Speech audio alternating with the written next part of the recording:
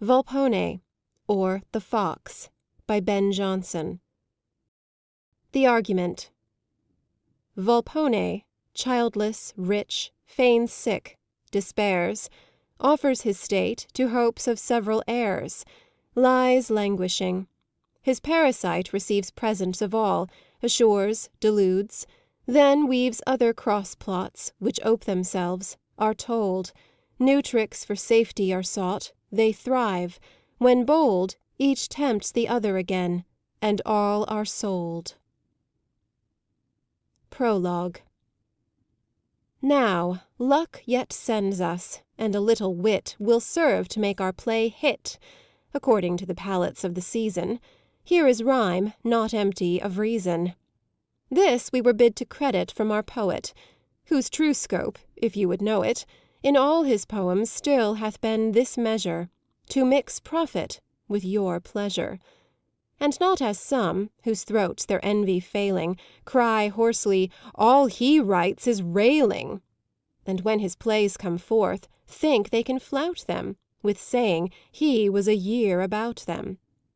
To this there needs no lie, but this his creature, which was 2 months since no feature, and though he dares give them 5 lives to mend it, 'tis known 5 weeks fully penned it. From his own hand without a coadjutor, novice, journeyman, or tutor. Yet thus much I can give you as a token of his play's worth, no eggs are broken, nor quaking custards with fierce teeth affrighted, wherewith your rout are so delighted, nor hails he in a gull old ends reciting, to stop gaps in his loose writing, with such a deal of monstrous and forced action, as might make Bethlem a faction. Nor made he his play for jests stolen from each table, but makes jests to fit his fable, and so presents quick comedy refined, as best critics have designed. The laws of time, place, persons he observeth, from no needful rule he swerveth. All gall and copperas from his ink he draineth, only a little salt remaineth, wherewith he'll rub your cheeks till red with laughter, they shall look fresh a week after. Act I. Scene 1. A room in Volpone's house. Enter Volpone and Mosca. Good morning to the day, and next, my gold. Open the shrine, that I may see my saint. Mosca withdraws the curtain and discovers piles of gold, plate, jewels, etc. Hail the world's soul and mine! More glad than is the teeming earth to see the longed-for sun peep through the horns of the celestial ram am I to view thy splendor darkening his, that lying here amongst my other hordes shewest like a flame by night, or like the day struck out of chaos when all darkness fled unto the centre. O thou son of Saul, but brighter than thy father, let me kiss with adoration thee and every relic of sacred treasure in this blessed room. Well did wise poets, by thy glorious name, title that age which they would have the best, thou being the best of things, and far transcending all style of joy in children, parents, friends, or any other waking dream on earth. Thy looks when they to Venus did ascribe, they should have given her 20,000 cupids, such are thy beauties and our loves. Dear saint, riches, the dumb god that givest all men tongues, that canst do naught, and yet makest men do all things. The price of souls, even hell with thee to boot is made worth heaven. Thou art virtue, fame, honor, and all things else. Who can get thee, he shall be noble, valiant, honest, wise. And what he will, sir. Riches are in fortune a greater good than wisdom is in nature. True, my beloved Mosca, yet I glory more in the cunning purchase of my wealth than in the glad possession, since I gain no common way. I use no trade, no venture, I wound no earth with plowshares, fat no beasts to feed the shambles, have no mills for iron, oil, corn, or men to grind them into powder. I blow no subtle glass, expose no ships to threatenings of the furrow-faced sea. I turn no moneys in the public bank, nor usurp private. No, sir, nor devour soft prodigals. You shall have some will swallow a melting air as glibly as your Dutch will pills of butter, and ne'er purge for it. Tear forth the fathers of poor families out of their beds, and coffin them alive in some kind clasping prison, where their bones may be forthcoming, where the flesh is rotten. But your sweet nature doth abhor these courses. You loathe the widows or the orphans' tears should wash your pavements, or their piteous cries ring in your roofs and beat the air for vengeance. Right, Mosca, I do loathe it. And besides, sir, you are not like a thresher that doth stand with a huge flail, watching a heap of corn, and hungry dares not taste the smallest grain, but feeds on mallows and such bitter herbs. Nor like the merchant, who hath filled his vaults with Romagna and rich Candian wines, yet drinks the lees of Lombard's vinegar. You will not lie in straw, whilst moths and worms feed on your sumptuous hangings and soft beds. You know the use of riches, and dare give now from that bright heap to me, your poor observer, or to your dwarf, or your hermaphrodite, your eunuch, or what other household trifle your pleasure allows maintenance. Hold thee, Mosca. Gives him money. Take of my hand. Thou strik'st on truth in all, and they are envious term thee parasite. Call forth my dwarf, my eunuch, and my fool, and let them make me sport. Exit Mosca. What should I do but cocker up my genius, and live free to all delights my fortune calls me to? I have no wife, no parent, child, ally to give my substance to, but whom I make must be my heir, and this makes men observe me.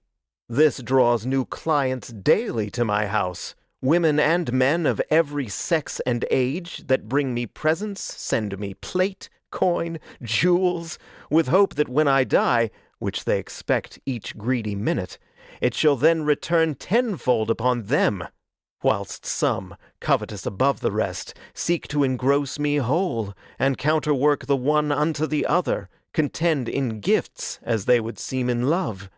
Oh, which I suffer, playing with their hopes, and am content to coin them into profit, to look upon their kindness, and take more, and look on that. Still bearing them in hand, letting the cherry knock against their lips, and draw it by their mouths, and back again. How now?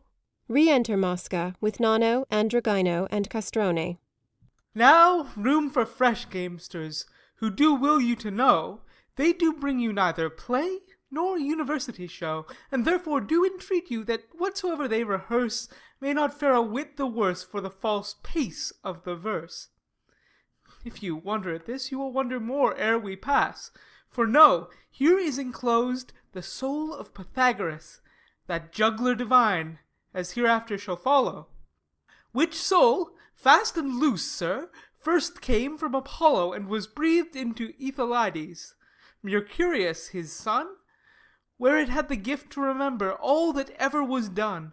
From thence it fled forth, and made quick transmigration, to goldy-locked Euphorbus, who was killed in good fashion at the siege of old Troy by the cuckold of Sparta. Hermotimus was next, I find it in my charts, to whom it did pass, where no sooner it was missing, but with one Pyrrhus of Delos it learned to go a-fishing, and thence did it enter the sophist of Greece. From Pythagore she went into a beautiful piece, hight Aspasia, the meretrix, and the next toss of her was again of a whore. She became a philosopher, Crates the cynic, as itself doth relate it. Since kings, knights, and beggars, knaves, lords, and fools gat it, besides ox and ass, camel, mule, goat, and brock, in all which it hath spoke, as in the cobbler's cock. But I come not here to discourse of that matter, or his 1, 2, or 3, or his great oath by Quater, his musics, his trigon, his golden thigh, or his telling how elements shift. But I would ask, how of late thou best suffered translation, and shifted thy coat in these days of reformation? Like one of the reformed, a fool, as you see, counting all old doctrine heresy. But not on thine own forbid meats hast thou ventured? On fish, when first to Carthusian I entered. Why then thy dogmatical silence hath left thee. Of that an obstreperous lawyer bereft me. Oh, wonderful change when Sir Lawyer forsook thee! For Pythagoras' sake, what body then took thee? A good dull mule. And how? By that means thou wert brought to allow of the eating of beans? Yes. But from the mule, into whom didst thou pass?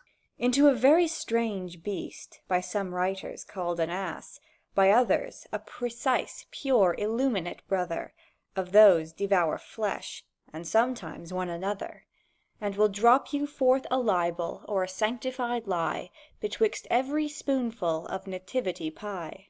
Now quit thee, for heaven, of that profane nation, and gently report thy next transmigration.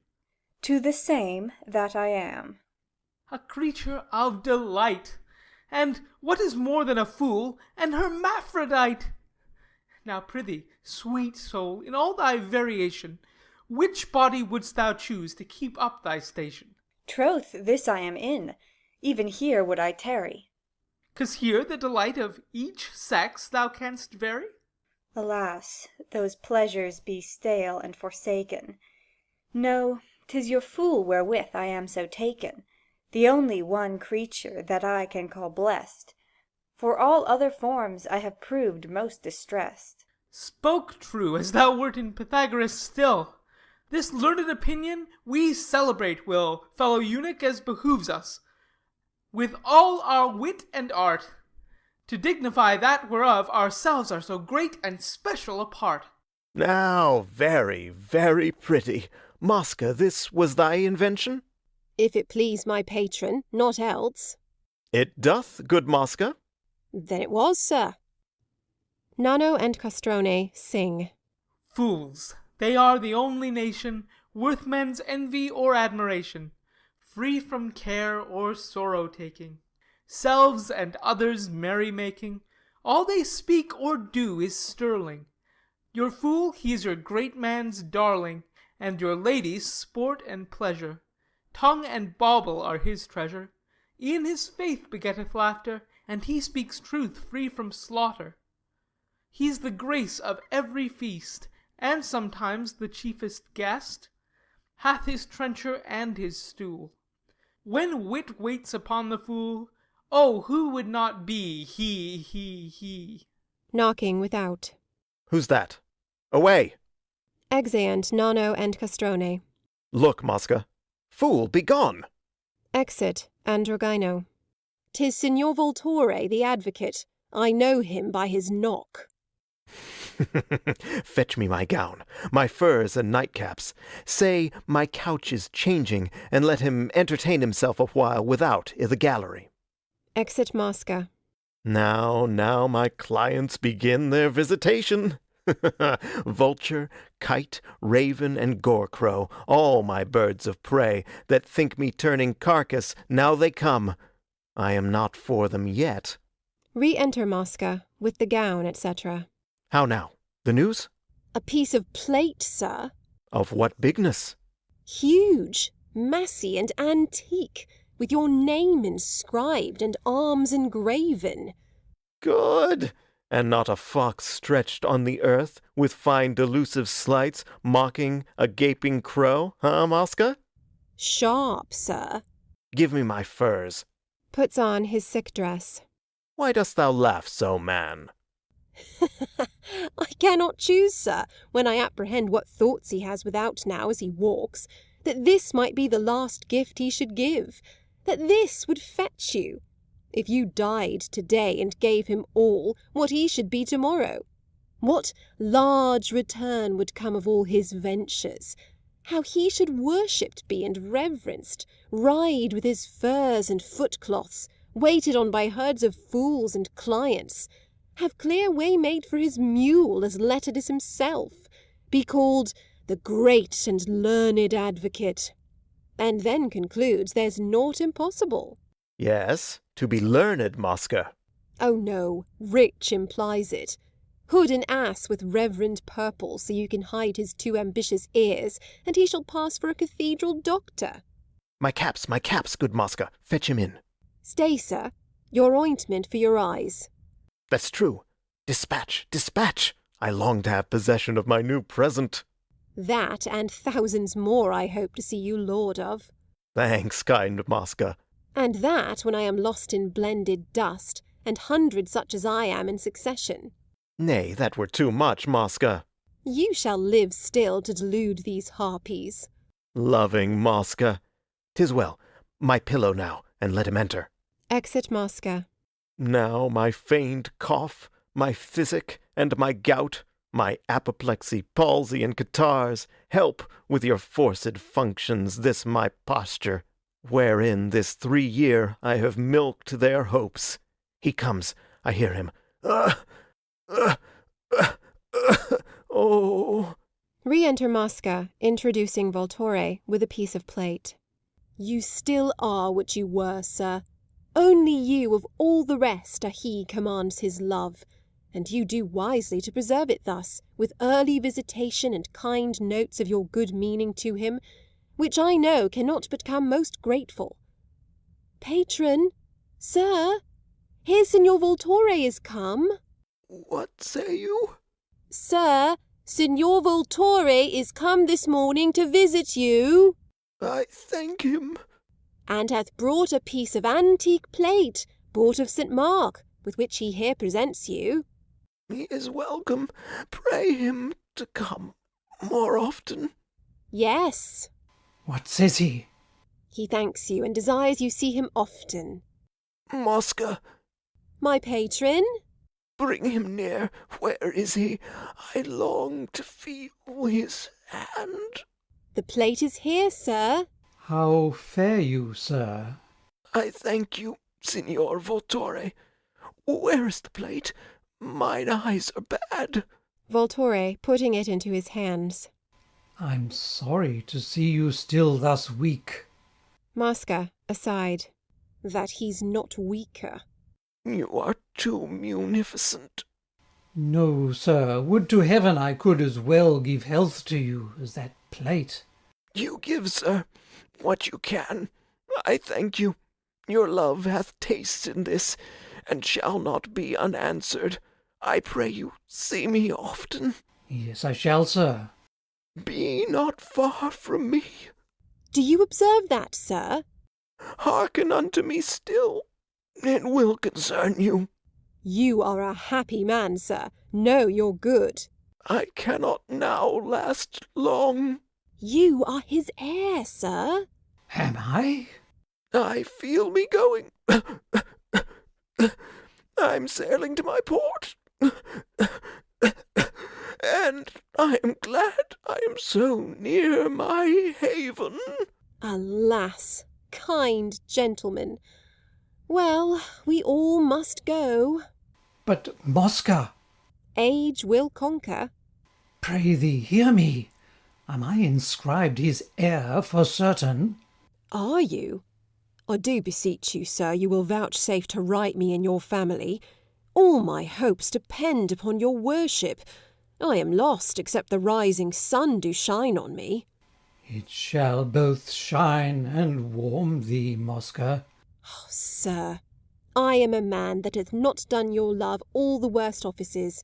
Here, I wear your keys, see all your coffers and your caskets locked, keep the poor inventory of your jewels, your plate and moneys, am your steward, sir, husband your goods here. But am I sole heir? Without a partner, sir, confirmed this morning. The wax is warm yet, and the ink scarce dry upon the parchment. Happy, happy me! By what good chance, sweet Mosca? Your desert, sir. I know no second cause. Thy modesty is not to know it. Well, we shall requite it. He ever liked your course, sir. That first took him. I oft have heard him say how he admired men of your large profession, that could speak to every cause, and things mere contraries till they were hoarse again, yet all be law.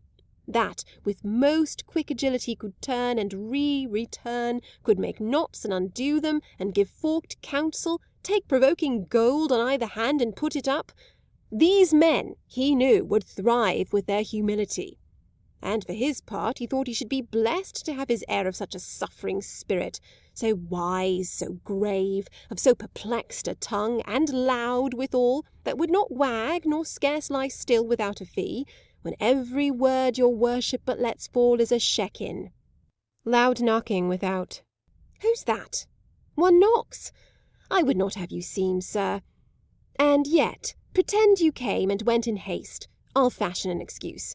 And, gentle sir, when you do come to swim in golden lard, up to the arms in honey, that your chin is borne up stiff with fatness of the flood, think on your vassal. But remember me. I have not been your worst of clients. Mosca! When will you have your inventory brought, sir? Or see a copy of the will? Anon! I will bring them to you, sir. Away, be gone, put business in your face. Exit Voltore. Volpone springing up. Excellent, Mosca! Come hither, let me kiss thee. Keep you still, sir. Here is Corbaccio. Set the plate away. The vulture's gone and the old raven's come. Betake you to your silence and your sleep. Stand there and multiply. Putting the plate to the rest. Now, shall we see a wretch who is indeed more impotent than this can feign to be, yet hopes to hop over his grave? Enter Corbaccio. Signor Corbaccio, you're very welcome, sir. How does your patron? Troth, as he did, sir. No amends. What? Mends he? No, sir, he's rather worse. That's well. Where is he? Upon his couch, sir, newly fallen asleep. Does he sleep well? No wink, sir, all this night, nor yesterday, but slumbers. Good. He should take some counsel of physicians. I have brought him an opiate here, from mine own doctor. He will not hear of drugs. Why? I myself stood by while it was made, saw all the ingredients, and know it cannot but most gently work. My life for his, 'tis but to make him sleep. Volpone, aside. Aye, his last sleep if he would take it. Sir, he has no faith in physic. Say you? Say you? He has no faith in physic. He does think most of your doctors are the greater danger and worse disease to escape. I often have heard him protest that your physician should never be his heir. Not I, his heir? Not your physician, sir. Oh, no, I do not mean it. No, sir, nor their fees he cannot brook. He says they flay a man before they kill him. Right, I do conceive you. And then they do it by experiment, for which the law not only doth absolve them, but gives them great reward, and he is loath to hire his death so. It is true, they kill with as much licence as a judge. Nay, more, for he but kills sure where the law condemns, and these can kill him too. Ay, or me, or any man. How does his apoplex? Is that strong in him still? Most violent. His speech is broken, and his eyes are set, his face drawn longer than 'twas wont. How? Stronger than he was wont? No, sir, his face drawn longer than 'twas wont. Oh, good. His mouth is ever gaping, and his eyelids hang. Good. A freezing numbness stiffens all his joints, and makes the colour of his flesh like lead. 'Tis good. His pulse beats slow and dull. Good symptoms still. And from his brain I conceive you. Good. flows a cold sweat with a continual rheum, forth the resolved corners of his eyes. Is't possible? Yet I am better. Huh. How does he with the swimming of his head? Oh, sir, 'tis past the scotomy. He now hath lost his feeling, and hath left to snort. You hardly can perceive him that he breathes. Excellent. Sure I shall outlast him. This makes me young again, a score of years. I was coming for you, sir. Has he made his will? What has he given me? No, sir. Nothing? Huh. He's not made his will, sir. Oh.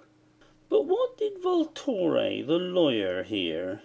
He smelt a carcass, sir, when he but heard my master was about his testament, as I did urge him to it for your good. He came unto him, did he?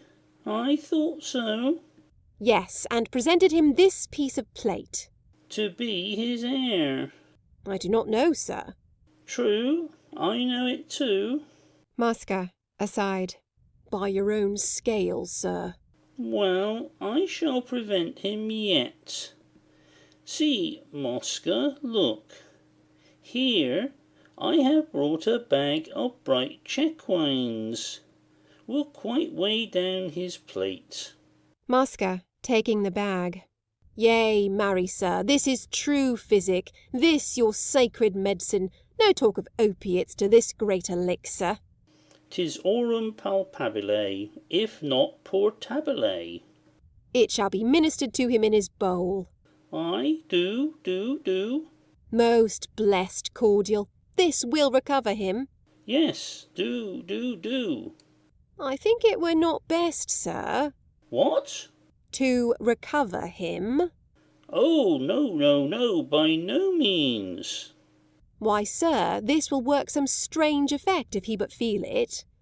'Tis true, therefore forbear. I'll take my venture. Give it me again. At no hand. Pardon me. You shall not do yourself that wrong, sir. I will so advise you, you shall have it all. How? All, sir. 'Tis your right, your own. No man can claim a part. 'Tis yours without a rival, decreed by destiny. How, good Mosca? I'll tell you, sir. This fit he shall recover. I do conceive you. And on first advantage of his gained sense will I re-importune him unto the making of his testament, and show him this. Pointing to the money. Good. 'Tis better yet if you will hear, sir. Yes, with all my heart. Now, would I counsel you make home with speed, there frame a will, whereto you shall inscribe my master, your sole heir. And disinherit my son?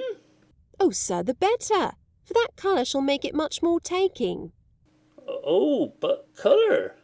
This will, sir, you shall send it unto me. Now, when I come to enforce, as I will do, your cares, your watchings, and your many prayers, your more than many gifts, your this day's present, at last produce your will, where, without thought, or at least regard, unto your proper issue, a son so brave and highly meriting, the stream of your diverted love hath thrown you upon my master, and made him your heir.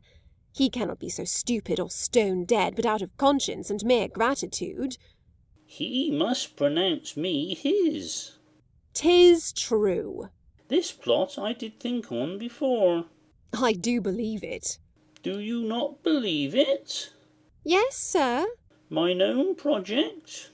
Which, when he hath done, sir, Published me his heir? and you so certain to survive him, Ay, being so lusty a man. 'tis true. Yes, sir. I thought on that too. See how he should be the very organ to express my thoughts, You have not only done yourself a good. but multiplied it on my son. 'Tis right, sir. Still, my invention. Lass, sir, heaven knows it hath been all my study, all my care, I e'en go grey withal, how to work things. I do conceive, sweet Mosca. You are he for whom I labour here. I do. I'll straight about it. Going.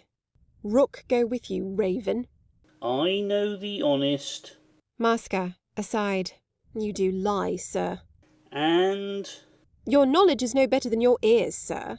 I do not doubt to be a father to thee. Nor I to gull my brother of his blessing. I may have my youth restored to me. Why not? Your worship is a precious ass. What sayest thou? I do desire your worship to make haste, sir. 'Tis done, 'tis done. I go. Exit. Volpone leaping from his couch. Oh, I shall burst! Let out my sides! Let out my sides!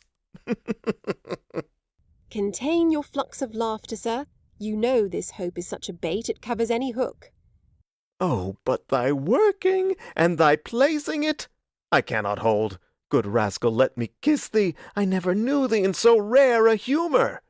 Alas, sir, I but do as I am taught. Follow your grave instructions, give them words, pour oil into their ears, and send them hence. 'Tis true, 'tis true. What a rare punishment is avarice to itself. Ay, with our help, sir. So many cares, so many maladies, so many fears attending on old age. Yea, death so often called on, as no wish can be more frequent with them, their limbs faint, their senses dull, their seeing, hearing, going, all dead before them. Yea, their very teeth, their instruments of eating failing them. Yet this is reckoned life. Nay, here was one, is now gone home, that wishes to live longer. Feels not his gout nor palsy, feigns himself younger by scores of years, flatters his age with confident belying it, hopes he may, with charms like Æson, have his youth restored, and with these thoughts so battens, as if fate would be as easily cheated on as he, and all turns air. Knocking within. Who's that there now? A third? Close, to your couch again. I hear his voice. It is Corvino, our spruce merchant. Volpone lies down as before. Dead. Another bout, sir, with your eyes. Anointing them. Who's there? Enter Corvino. Signor Corvino, come most wished for. Oh, how happy were you if you knew it now. Why? What? Wherein? The tardy hour is come, sir. He is not dead? Not dead, sir, but as good. He knows no man. How shall I do then? Why, sir? I have brought him here a pearl. Perhaps he has so much remembrance left as to know you, sir. He still calls on you. Nothing but your name is in his mouth. Is your pearl orient, sir? Venice was never the owner of the like. Signor Corvino. Hark! Signor Corvino. He calls you. Step and give it him. He's here, sir, and he has brought you a rich pearl.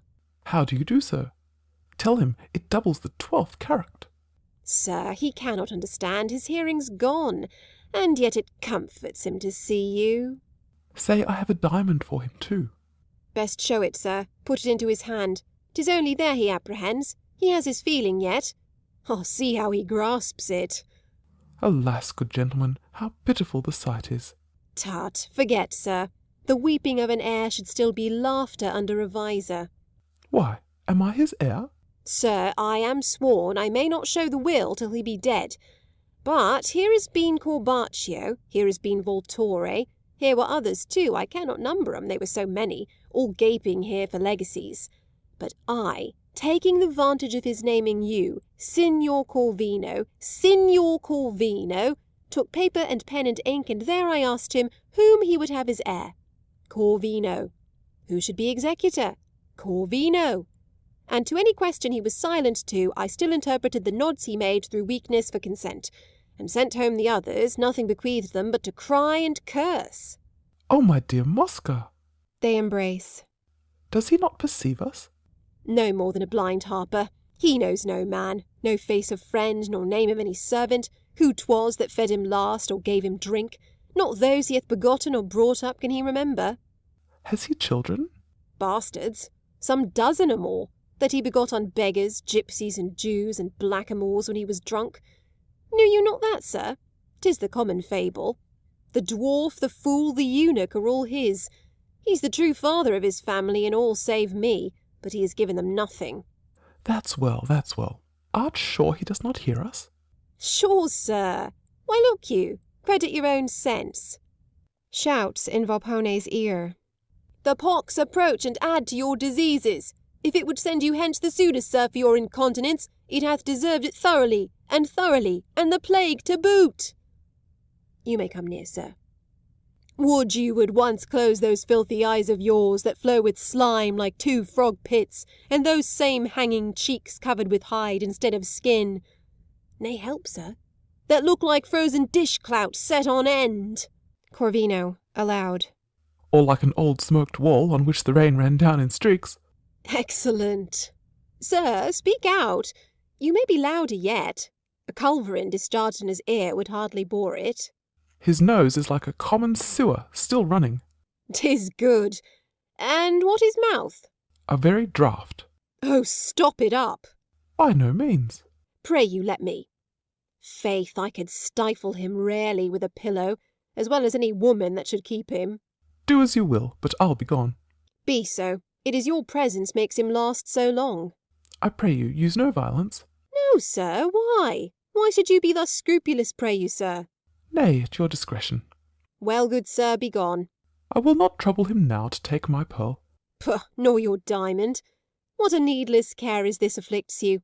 Is not all here yours? Am not I here whom you have made your creature, that owe my being to you? Grateful Mosca, thou art my friend, my fellow, my companion, my partner, and shall share in all my fortunes. Excepting one. What's that? Your gallant wife, sir. Exit Corvino. Now is he gone. We had no other means to shoot him hence but this. My divine Mosca, thou hast today outdone thyself. Knocking within. Who's there? I will be troubled with no more. Prepare me music, dances, banquets, all delights. The Turk is not more sensual in his pleasures than will Volpone. Exit Mosca. Let me see. A pearl? A diamond? Plate? Shakines? Good morning's purchase. Why, this is better than robbed churches yet, or fat by eating once a month a man. Re-enter Mosca. Who is't? The beauteous lady would be, sir. Wife to the English knight Sir Politic would be.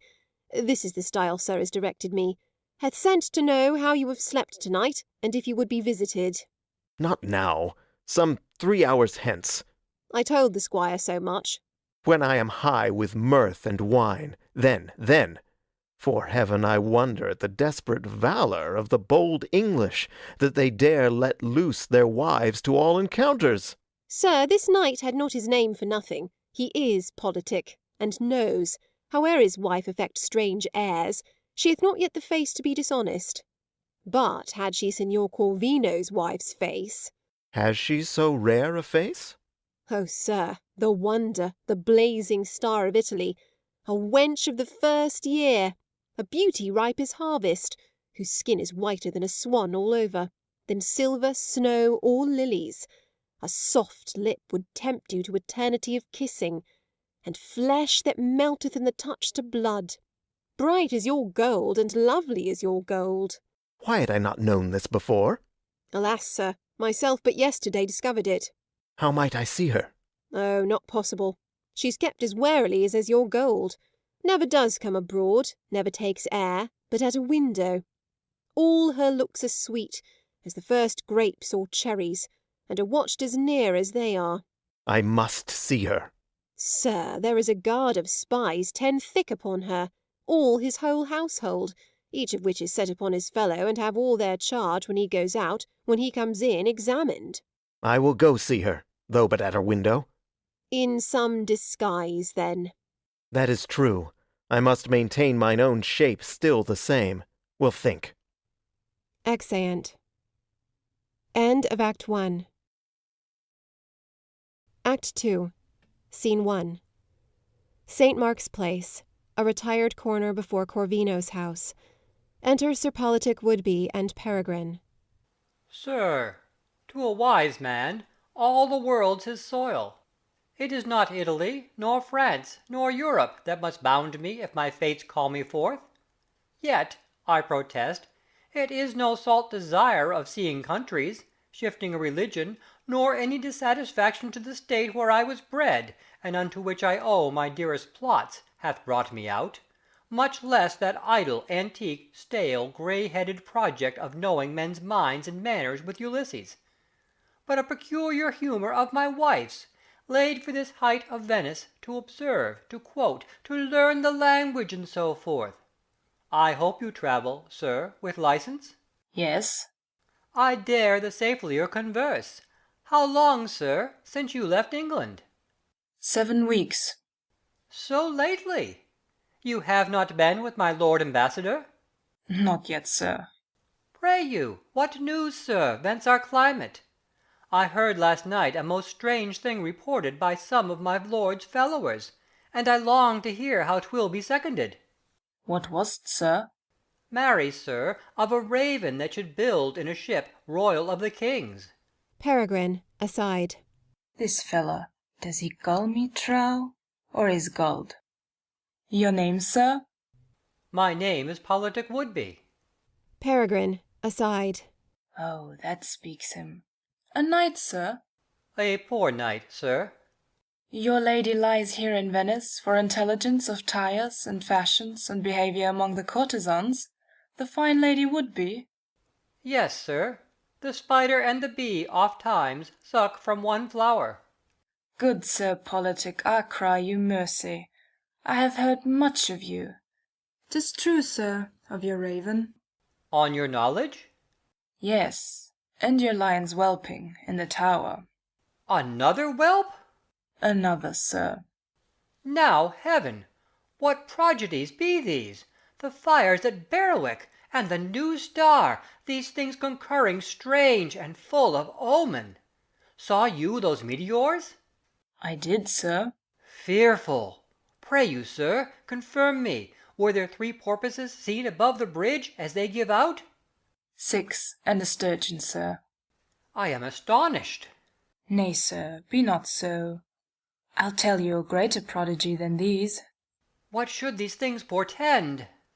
The very day, let me be sure, that I put forth from London, there was a whale discovered in the river, as high as Woolwich, that had waited there, few know how many months, for the subversion of the Stowed fleet.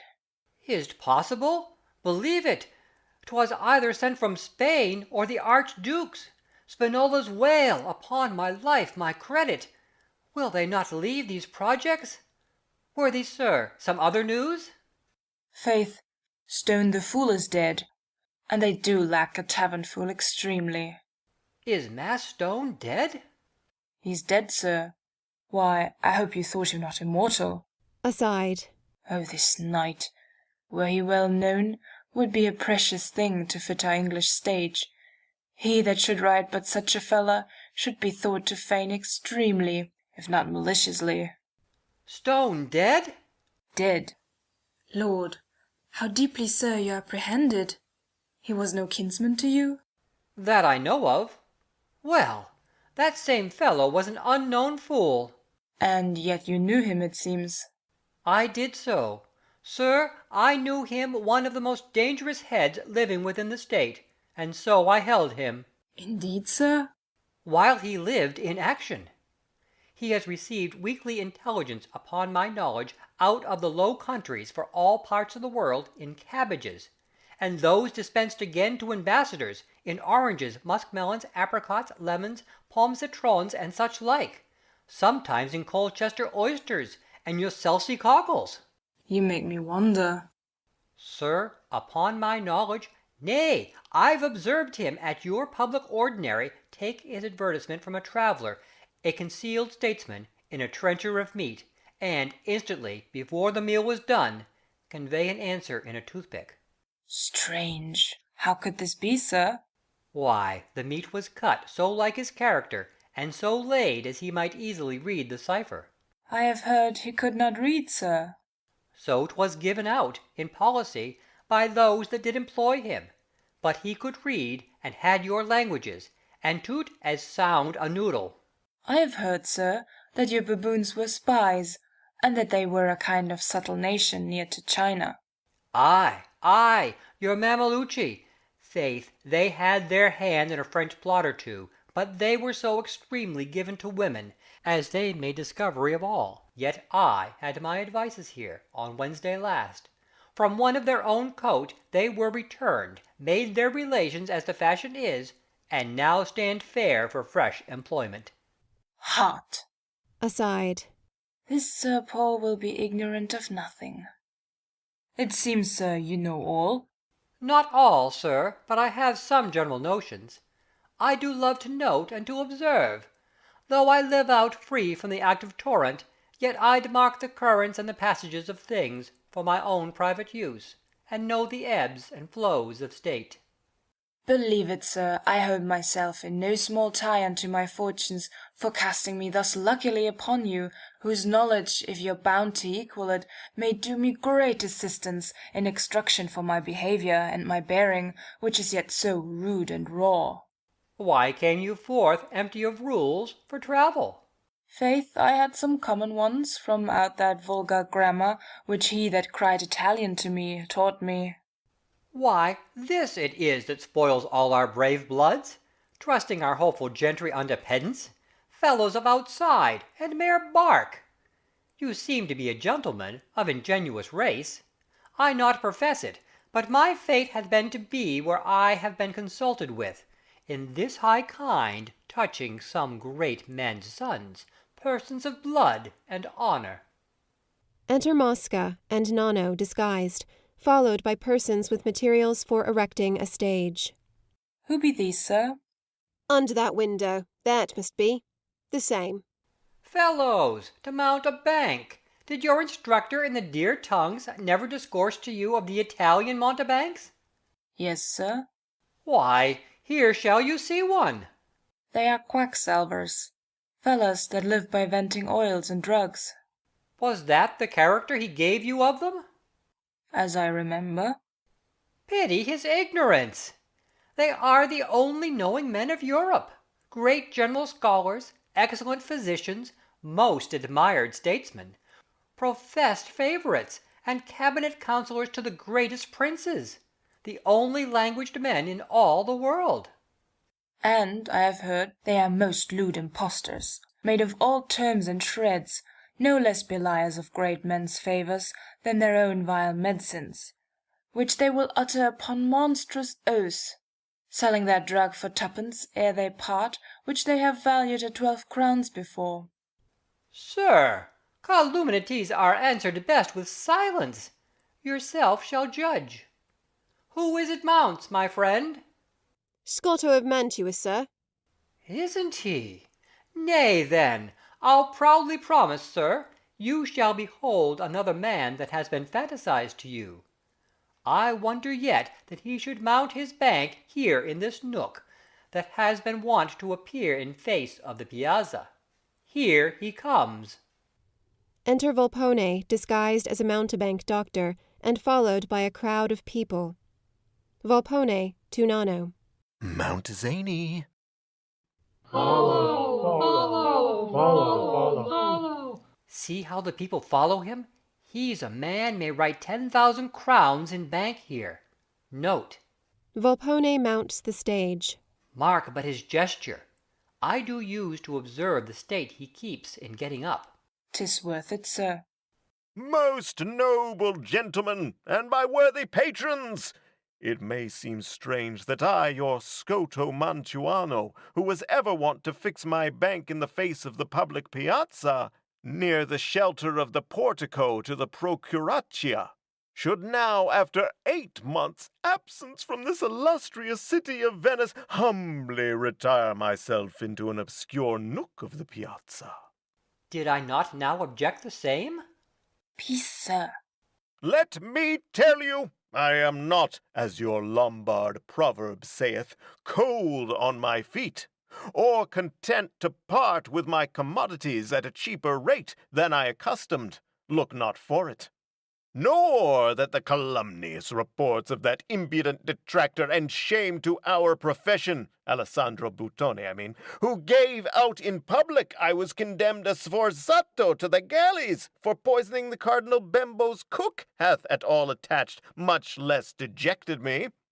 No, worthy gentlemen, to tell you true, I cannot endure to see the rabble of these ground charlatani, that spread their cloaks on the pavement as if they meant to do feats of activity, and then come in lamely with their mouldy tales out of Boccaccio, like stale Tabarine the fabulous.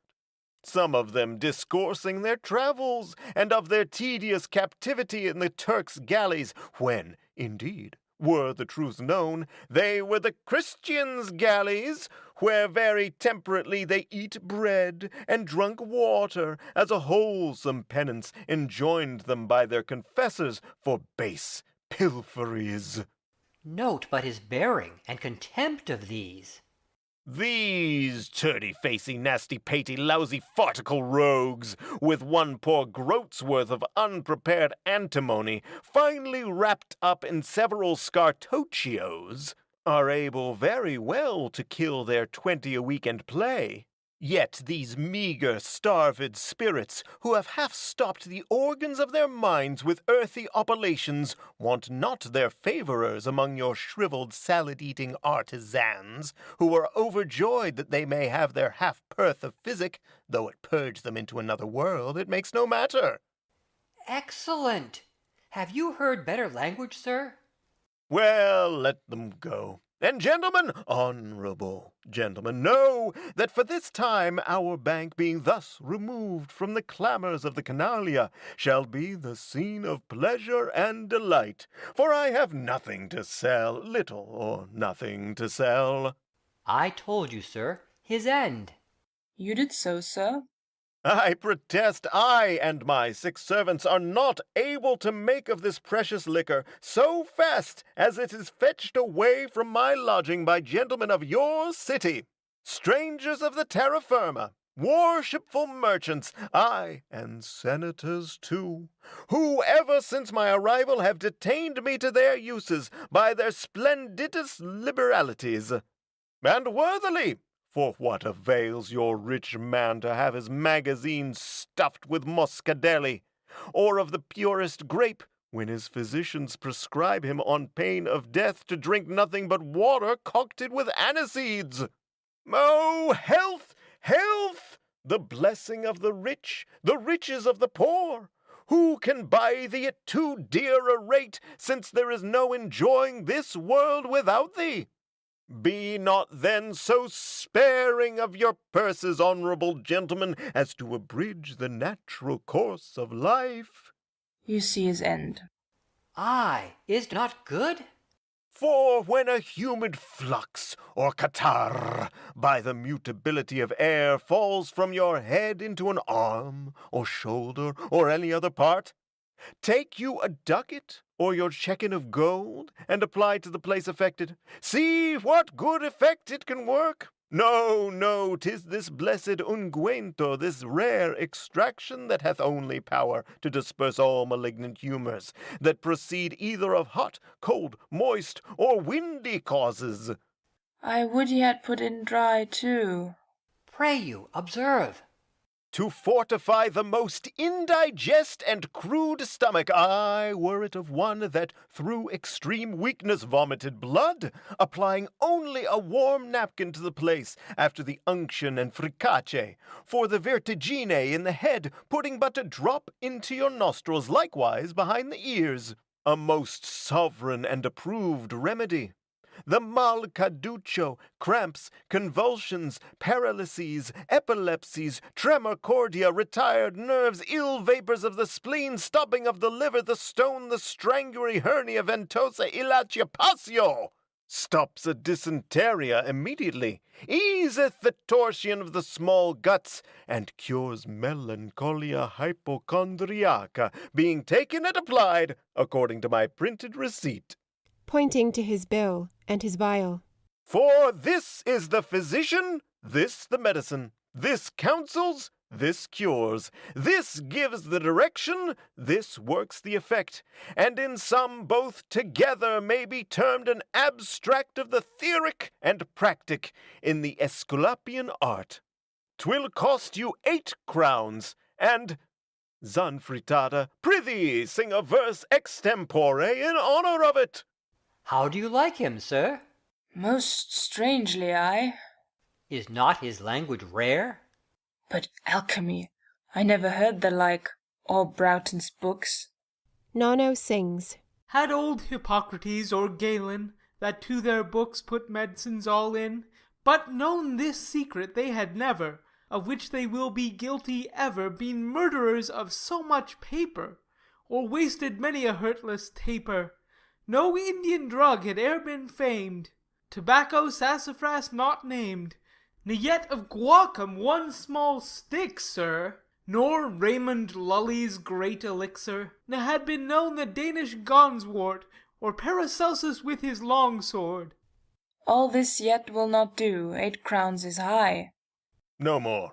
Gentlemen, if I had but time to discourse to you the miraculous effects of this my oil, surnamed Olio del Scoto, with the countless catalogue of those I have cured of the aforesaid and many more diseases, the patents and privileges of all the princes and commonwealths of Christendom, or but the depositions of those that appeared on my part before the Signory of the Sanita and most learned College of Physicians, where I was authorized upon notice taken of the admirable virtues of my medicaments and mine own excellency in matter of rare and unknown secrets, not only to disperse them publicly in this famous city, but in all the territories that happily joy under the government of the most pious and magnificent states of Italy. But may some other gallant fellow say, oh, there be divers that make profession to have as good and as experimented receipts as yours?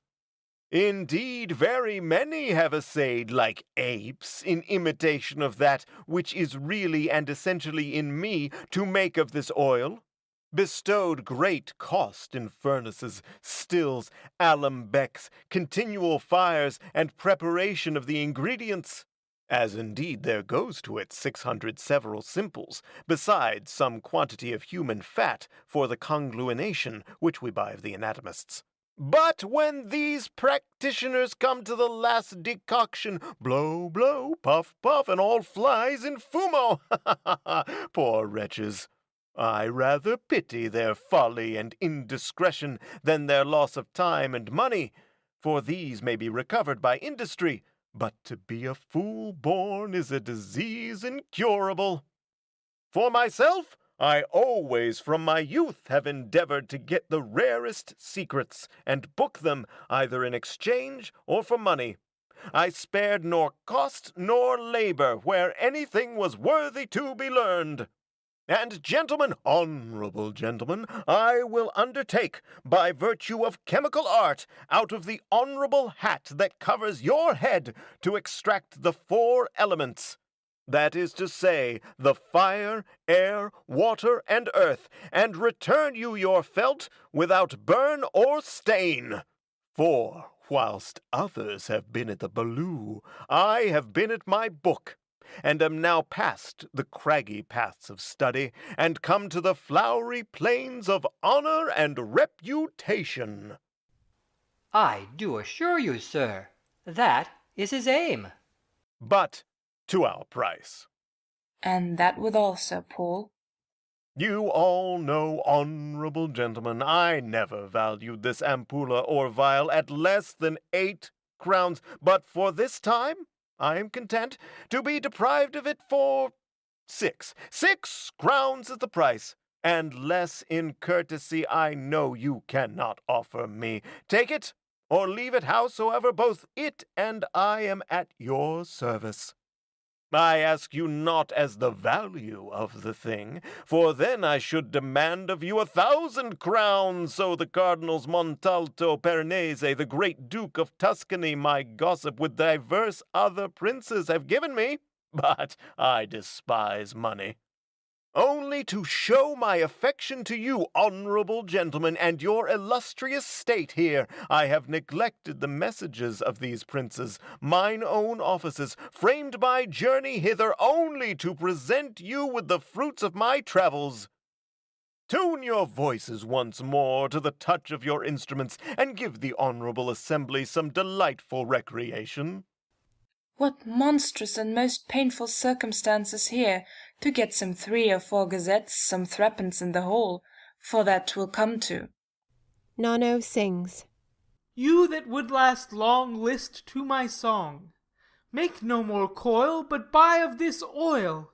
Would you be ever fair and young, stout of teeth and strong of tongue, tart of palate, quick of ear, sharp of sight, of nostril clear, moist of hand and light of foot, or I will come nearer to it, would you live free from all diseases, do the act your mistress pleases, yet fright all aches from your bones, here's a medicine for the nones. Well, I am in a humor at this time to make a present of the small quantity my coffer contains, to the rich in courtesy, and to the poor for God's sake. Wherefore now mark, I asked you 6 crowns, and 6 crowns at other times you have paid me. You shall not give me 6 crowns, nor 5, nor 4, nor 3, nor 2, nor 1, nor half a ducat. No, nor a mochinigo. 6pence it will cost you, or £600. Expect no lower price, for, by the banner of my front, I will not bate a bagatine, that I will have only a pledge of your loves, to carry something from amongst you, to show that I am not contemned by you. Therefore now toss your handkerchiefs, cheerfully, cheerfully! And be advertised that the first heroic spirit that deigns to grace me with a handkerchief, I will give it a little remembrance of something beside shall please it better than if I had presented it with a double pistolet. Will you be that heroic spark, Sir Paul?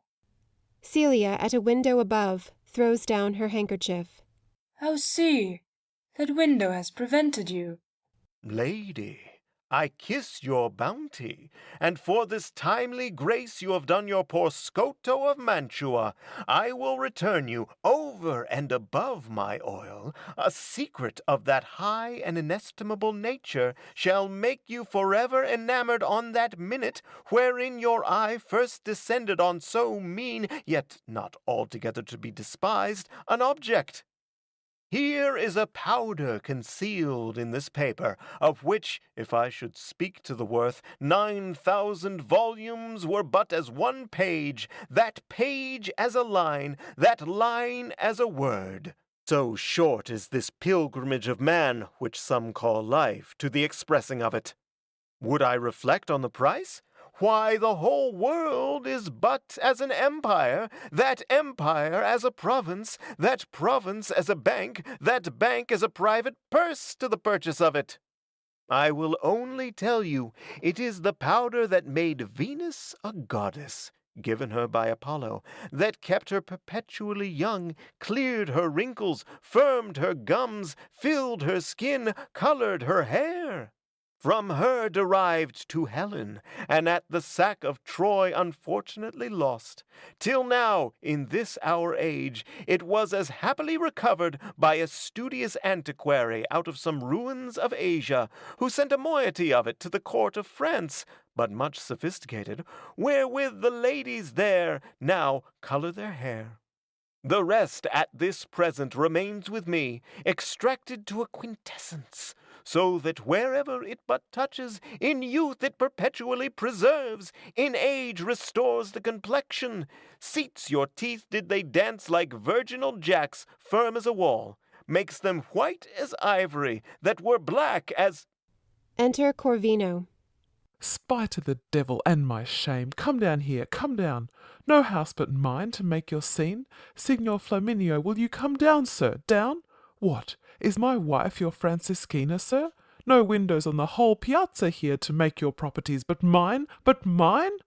Beats away Volpone, Nonno, etc. Heart, ere tomorrow I shall be new christened and called the Pantaloni di Besognosi about the town. What should this mean, Sir Paul? Some trick of state, believe it. I will home. It may be some design on you. I know not. I'll stand upon my guard. It is your best, sir. This 3 weeks, all my advices, all my letters, they have been intercepted. Indeed, sir. Best have a care. Nay, so I will. This night I may not lose him for my mirth till night. Exeunt. Scene 2. A room in Volpone's house. Enter Volpone and Mosca. Oh, I am wounded. Where, sir? Not without. Those blows were nothing, I could bear them ever. But angry Cupid, bolting from her eyes, hath shot himself into me like a flame, where now he flings about his burning heat, as in a furnace an ambitious fire whose vent is stopped. The fight is all within me. I cannot live except thou help me, Mosca. My liver melts, and I, without the hope of some soft air from her refreshing breath, am but a heap of cinders. Lass, good sir, would you had never seen her. Nay, would thou hadst never told me of her. Sir, 'tis true, I do confess I was unfortunate and you unhappy, but I'm bound in conscience no less than duty to effect my best to your release of torment, and I will, sir. Dear Mosca, shall I hope? Sir, more than dear, I will not bid you to despair of aught within a human compass. Oh, there spoke my better angel. Mosca, take my keys. Gold, plate, and jewels, all's at thy devotion. Employ them how thou wilt. Nay, coin me too, so thou in this but crown my longings, Mosca. Use but your patience. So I have. I doubt not to bring success to your desires. Nay, then, I not repent me of my late disguise. If you can horn him, sir, you need not. True. Besides, I never meant him for my heir. Is not the colour of my beard and eyebrows to make me known? No jot. I did it well. So well would I could follow you in mine with half the happiness. Aside, and yet I would escape your epilogue. But were they gulled with a belief that I was Scoto? Sir, Scotto himself could hardly have distinguished. I have not time to flatter you now. We'll part, and as I prosper, so applaud my art. Exeunt. Scene 3. A room in Corvino's house. Enter Corvino with his sword in his hand, dragging in Celia. Death of mine honour, with the city's full, a juggling, tooth-drawing, prating mountebank, and at a public window, where whilst he, with his strained action and his dole of faces, to his drug lecture draws your itching ears, a crew of old unmarried noted lechers stood leering up like satires, and you smile most graciously and fan your favours forth to give your hot spectators satisfaction. What, was your mountebank their call, their whistle, or were you enamoured of his copper rings, his saffron jewel with the toadstone in it, or his embroidered suit with the cope stitch made of a hearse cloth, or his old tilt feather, or his starched beard? Well, you shall have him, yes, he shall come home and minister unto you, the fricassee for the mother. Or let me see, I think you'd rather mount. Would you not mount? Why, if you'll mount, you may. Yes, truly you may, and so you may be seen down to the foot. Get you a sitter, Lady Vanity, and be a dealer with the virtuous man. Make one, I'll but protest myself a cuckold, and save your dowry. I'm a Dutchman, I, for if you thought me an Italian, you would be damned ere you did this, you whore. Thou'dst tremble to imagine that the murder of father, mother, brother, all thy race, should follow as the subject of my justice. Good sir, have patience. What? Couldst thou propose less to thyself than in this heat of wrath, and stung with my dishonour, I should strike this steel into thee with as many stabs as thou wert gazed upon with goatish eyes? Alas, sir, be appeased. I could not think my being at the window should more now move your impatience than at other times. No, not to seek and entertain a parley with a known knave before a multitude. You were an actor with your handkerchief, which he most sweetly kissed in the receipt, and might no doubt return it with a letter, and point the place where you might meet. Your sisters, your mothers, or your aunts might serve the turn. Why, dear sir, when do I make these excuses, or ever stir abroad but to the church, and that so seldom? Well, it shall be less, and thy restraint before was liberty to what I now decree, and therefore mark me. First I will have this bawdy light dammed up, and till it be done, some 2 or 3 yards off, I'll chalk a line, o'er which if thou but chance to set thy desperate foot, more hell, more horror, more wild remorseless rage shall seize on thee than on a conjurer that had heedless left his circle's safety ere his devil was laid. Then here's a lock which I will hang upon thee, and now I think on't, I will keep thee backwards. Thy lodging shall be backwards, thy walks backwards, thy prospect all be backwards, and no pleasure that thou shalt know but backwards. Nay, since you force my honest nature, know it is your own, being too open makes me use you thus. Since you will not contain your subtle nostrils in a sweet room, but they must snuff the air of rank and sweaty passengers. Knocking within. One knocks. Away, and be not seen, pain of thy life. nor look toward the window. If thou dost, nay, stay, hear this. Let me not prosper, whore, but I will make thee an anatomy, dissect thee mine own self, and read a lecture upon thee to the city, and in public. Away! Exit Celia. Enter servant. Who's there? 'Tis Signor Mosca, sir. Let him come in. Exit servant. His master's dead. There's yet some good to help the bad. Enter Mosca. My Mosca, welcome. I guess your news. I fear you cannot, sir. Is it not his death? Rather the contrary. Not his recovery? Yes, sir. I am cursed. I am bewitched. My crosses meet to vex me. How? How? Why, sir, with Scotto's oil. Corbaccio and Voltore brought of it, whilst I was busy in an inner room. Death! That damned mountebank! But for the law now, I could kill the rascal. It cannot be. His oil should have that virtue. Have not I known him a common rogue, come fiddling into the osteria with a tumbling whore, and when he has done all his forced tricks, been glad of a poor spoonful of dead wine with flies in it? It cannot be. All his ingredients are a sheep's gall, a roasted bitch's marrow, some few sod earwigs, pounded caterpillars, a little capon's grease, and fasting spittle. I know them to a dram. I know not, sir, but some on't there they poured into his ears, some in his nostrils, and recovered him, applying but the fricassee. Pox on that fricassee. And since, to seem the more officious and flattering of his health there, they have had, at extreme fees, the College of Physicians consulting on him, how they might restore him, where one would have a cataplasm of spices, another a flayed ape clapped to his breast, a third would have it a dog, a fourth an oil with wildcat skins.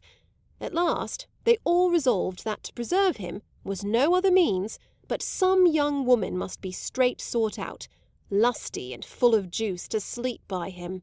And to this service, most unhappily and most unwillingly am I now employed, which here I thought to pre-acquaint you with. For your advice, since it concerns you most, because I would not do that thing might cross your ends, on whom I have my whole dependence, sir. Yet if I do it not, they may delate my slackness to my patron, work me out of his opinion, and there all your hopes, ventures, or whatsoever are all frustrate. I do but tell you, sir. Besides, they are all now striving who shall first present him. And therefore I could entreat you, briefly conclude somewhat, prevent them if you can. Death to my hopes! This is my villainous fortune. Best to hire some common courtesan. Ay, I thought on that, sir. But they are all so subtle, full of art, and age again doting and flexible, so as, I cannot tell, we may perchance light on a queen may cheat us all. 'Tis true. No, it must be one that has no tricks, sir, some simple thing, a creature made unto it, some wench you may command. Have you no kinswoman? Odd so. Think, sir. One of the doctors offered there his daughter. How? Yes, Signor Lupo, the physician. His daughter? And a virgin, sir. Why? Alas, he knows the state of his body, what it is, that naught can warm his blood, sir, but a fever, nor any incantation raise his spirit. A long forgetfulness hath seized that part. Besides, sir, who shall know it? Some one or two? I prithee give me leave. Walks aside. If any man but I had had this luck, the thing in itself I know is nothing, wherefore should not I as well command my blood and my affections as this dull doctor? In the point of honour, the cases are all one of wife and daughter. Mosca, aside. I hear him coming. She shall do it, 'tis done, slight. If this doctor who is not engaged, unless it be for his counsel, which is nothing, offer his daughter, what should I that am so deeply in? I will prevent him, wretch, covetous wretch. Mosca, I have determined. How, sir? We'll make all sure. The party you wot of shall be mine own wife, Mosca. Sir, the thing but that I would not seem to counsel you, I should have motioned to you at the first. And make your count you have cut all their throats. Why, 'tis directly taking a possession, and in his next fit we may let him go. 'Tis but to pull the pillow from his head, and he is throttled. It had been done before, but for your scrupulous doubts. Ay, a plague on it. My conscience fools my wit. Well, I'll be brief. and so be thou, lest they should be before us. Go home, prepare him, tell him with what zeal and willingness I do it. Swear it was on the first hearing, as thou mayest do truly, mine own free motion.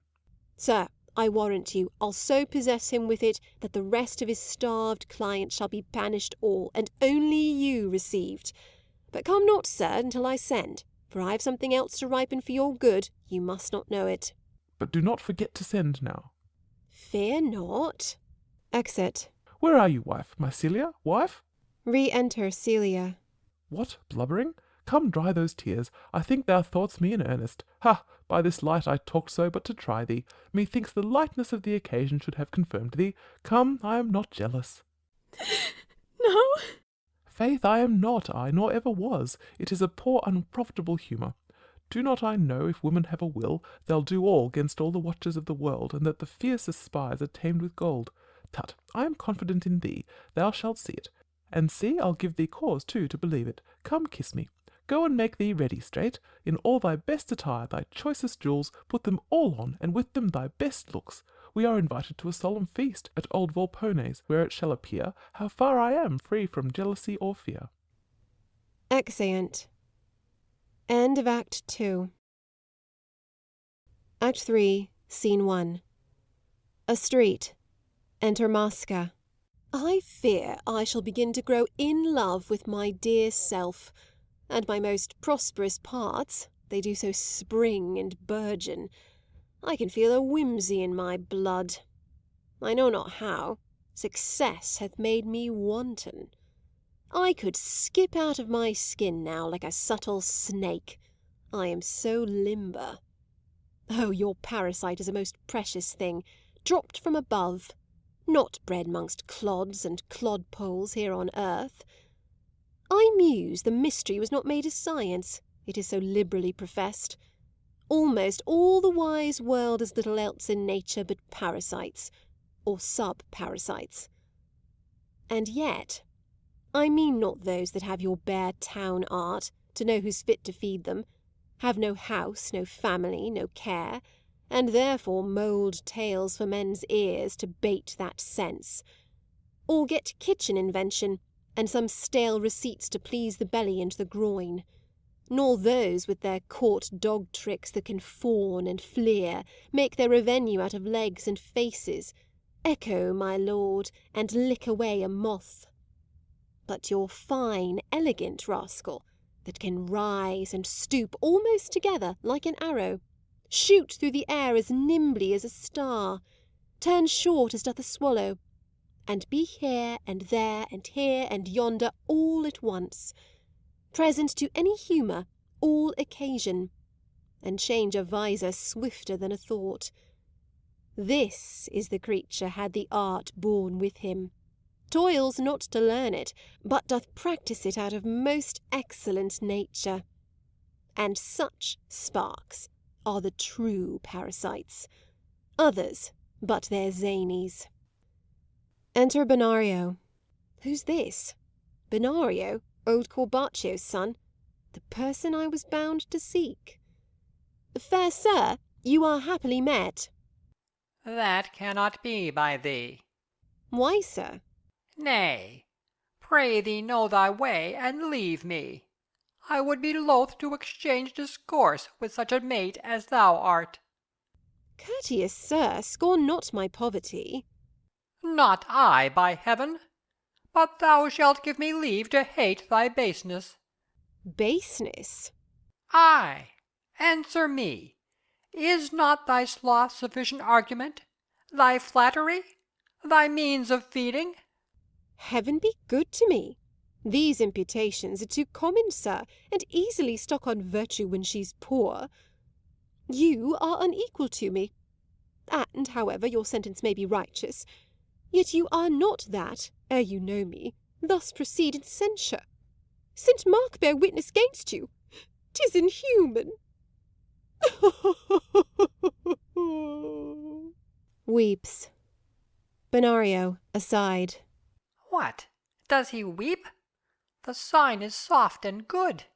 I do repent me that I was so harsh. 'Tis true that Swayed by strong necessity, I am enforced to eat my careful bread with too much obsequy. 'Tis true beside that I am fain to spin mine own poor raiment out of my mere observance, being not born to a free fortune.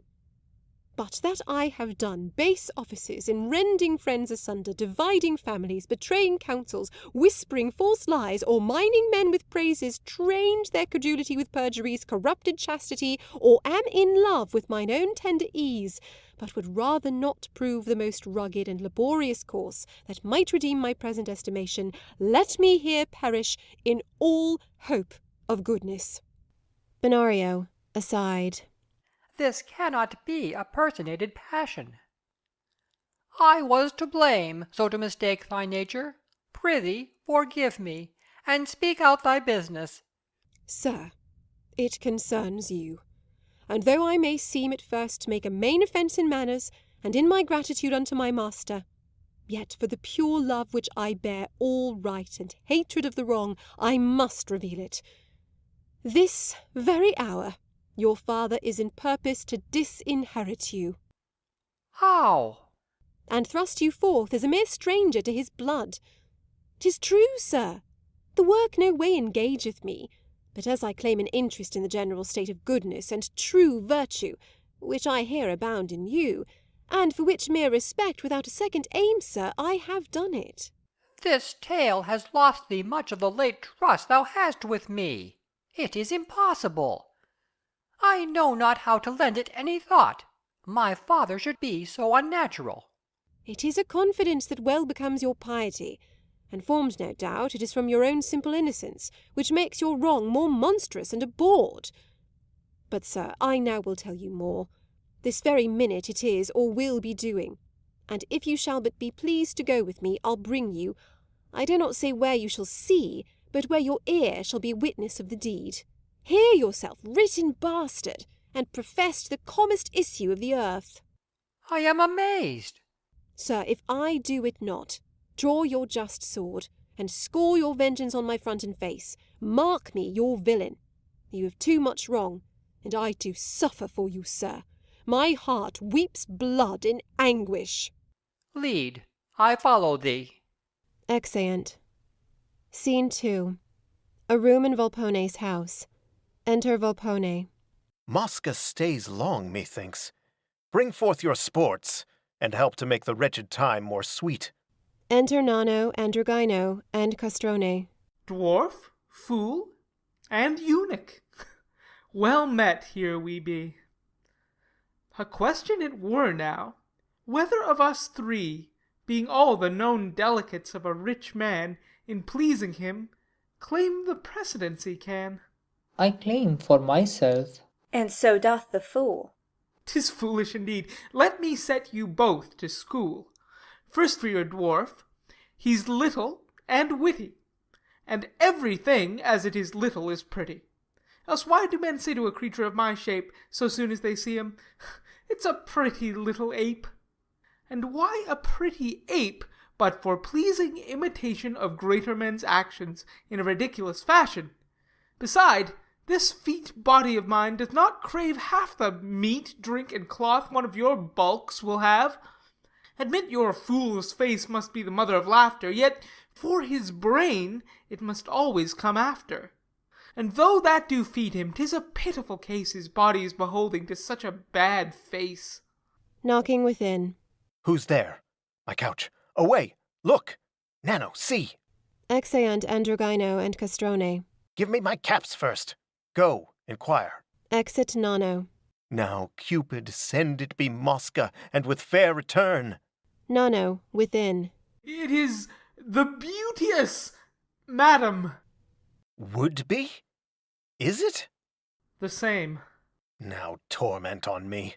Squire her in, for she will enter or dwell here forever. Nay, quickly. Retires to his couch. That my fit were past. I fear a second hell, too, that my loathing this will quite expel my appetite to the other. Would she were taking now her tedious leave. Lord, how it threats me what I am to suffer. Re-enter Nano with Lady Politic Would-be. I thank you, good sir. Pray you signify unto your patron, I am here. This band shews not my neck enough. I trouble you, sir. Let me request you, bid one of my women come hither to me. In good faith, I am dressed most favourably today. It is no matter, 'tis well enough. Enter first waiting woman. Look, see these petulant things, how they have done this. Volpone, aside. I do feel the fever entering in at mine ears. Oh, for a charm to fright it hence. Come nearer. Is this curl in his right place, all this? Why is this higher than all the rest? You have not washed your eyes yet, or do they not stand even in your head? Where is your fellow? Call her. Exit first woman. Now, St. Mark, deliver us. Anon she will beat her women because her nose is red. Re-enter first woman with second woman. I pray you view this tire, forsooth. Are all things apt or no? One hair a little here sticks out, forsooth. Doest so, forsooth? And where was your dear sight when it did so, forsooth? What now, bird-eyed? And you too? Pray you, both approach and mend it. Now by that light I muse you are not ashamed. I, that have preached these things so often to you, read you the principles argued, all the grounds disputed, every fitness, every grace, called you to counsel of so frequent dressings. Nano, aside. More carefully than of your fame or honour. Made you acquainted what an ample dowry the knowledge of these things would be unto you, able alone to get you noble husbands, at your return you thus to neglect it. Besides, you seeing what a curious nation the Italians are, what will they say of me? The English lady cannot dress herself. Ah, here's a fine imputation to our country. Well, go your ways and stay in the next room. This fugus was too coarse too. It's no matter. Good sir, you will give them entertainment? Exeunt Nano and waiting women. The storm comes toward me. Lady Politic goes to the couch. How does my Volpone? Troubled with noise, I cannot sleep. I dreamt that a strange fury entered now my house, and with the dreadful tempest of her breath did cleave my roof asunder. Believe me, and I had the most fearful dream could I remember it. Volpone, aside.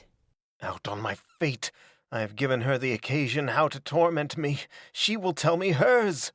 Methought the golden mediocrity, polite and delicate. Oh, if you do love me, no more. I sweat and suffer at the mention of any dream. Feel how I tremble yet.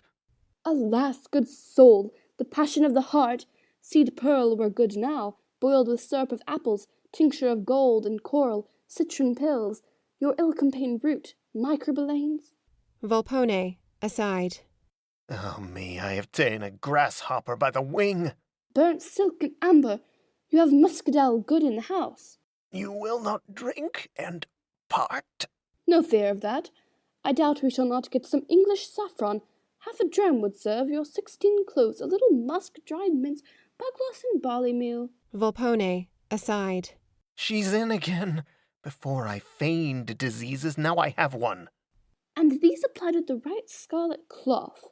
Volpone, aside. Another flood of words, a very torrent. Shall I, sir, make you a poultice? No, no, no. I am very well. You need prescribe no more. I have a little studied physic, but now I'm all for music, save in the forenoons, an hour or two for painting. I would have a lady, indeed, to have all letters and arts, to be able to discourse, to write, to paint, but principal as Plato holds your music, and so does wise Pythagoras, I take it. Is your true rapture when there is consent in a face, in voice and clothes, and is, indeed, our sex's chiefest ornament? The poet, as old in time as Plato, and as knowing, says that your highest female grace is silence. Which of your poets? Petrarch, or Tasso, or Dante? Guardi, Aristotle, Arentine, Cho de Hadria. I have read them all. Volpone, aside. Is everything a cause to my destruction? I think I have 2 or 3 of them about me. Volpone, aside. The sun, the sea will sooner both stand still than her eternal tongue. Nothing can scape it. Here's Pastor Fido. Volpone, aside. Profess obstinate silence. That's now my safest. All our English writers, I mean such as are happy in the Italian, will deign to steal out of this author, mainly, almost as much as from Montaigne. He is so modern and facile a vein, fitting in the time and catching the court ear. Your Petrarch is more passionate, yet he in days of sonneting trusted them with much. Dante is hard, and few can understand him, but for a desperate wit there's Arentine, only his pictures are a little obscene, you mock me not. Alas, my mind is perturbed. Why in such cases must we cure ourselves, make use of our philosophy? Oh me. And as we find our passions do rebel, encounter them with reason, or divert them, by giving scope unto some other humour, of lesser danger, as in politic bodies, there's nothing more doth overwhelm the judgment and cloud the understanding than too much settling and fixing, and, as 'twere subsiding upon one object. For the incorporating of these same outward things into that part which we call mental leaves some certain faces that can stop the organs, and, as Plato says, assassinate our knowledge. Volpone, aside. Now the spirit of patience help me. Come in faith, I must visit you more days, and make you well laugh and be lusty. Volpone, aside. My good angel, save me! There was but one sole man in all the world with whom I e'er could sympathize, and he would lie you often 3-4 hours together to hear me speak, and be sometimes so rapt, as he would answer me quite from the purpose, like you, and you were like him, just. I'll discourse, and it be only, sir, to bring you asleep. How did we spend our time in love together for some 6 years? Oh, oh, oh, oh, oh, oh! For we were contanine brought up. Some power, some fate, some fortune rescue me! Enter Mosca. God save you, madam. Good sir. Mosca? Welcome! Welcome to my redemption. Why, sir? Oh, rid me of this my torture quickly there, my madam with the everlasting voice. The bells in time of pestilence ne'er made like noise, or were in that perpetual motion. The cockpit comes not near it. All my house but now steamed like a bath with her thick breath. A lawyer could not have been heard, nor scarce another woman such a hail of words she has let fall. For hell's sake, rid her hence. Has she presented? Oh, I do not care. I'll take her absence upon any price, with any loss. Madam? I have brought your patron a toy, a cap here, of my own work. 'Tis well. I had forgot to tell you I saw your knight, where you would little think it. Where? Marry, where yet, if you make haste, you may apprehend, rowing upon the water in a gondola with the most cunning courtesan of Venice. Is it true? Pursue them and believe your eyes. Leave me to make your gift. Exit Lady Politic hastily. I knew 'twould take. For lightly they that use themselves most licence are still most jealous. Mosca, hearty thanks for thy quick fiction and delivery of me. Now to my hopes, what sayest thou? Re-enter Lady Politic Would-be. But do you hear, sir? Again? I fear a paroxysm. Which way rode they together? Toward the Rialto. I pray you, lend me your dwarf. I pray you take him. Exit Lady Politic Would-be. Your hopes, sir, are like happy blossoms, fair, and promise timely fruit, if you will stay but the maturing. Keep you at your couch. Corbaccio will arrive straight with the will. When he is gone, I'll tell you more. Exit. My blood, my spirits are returned.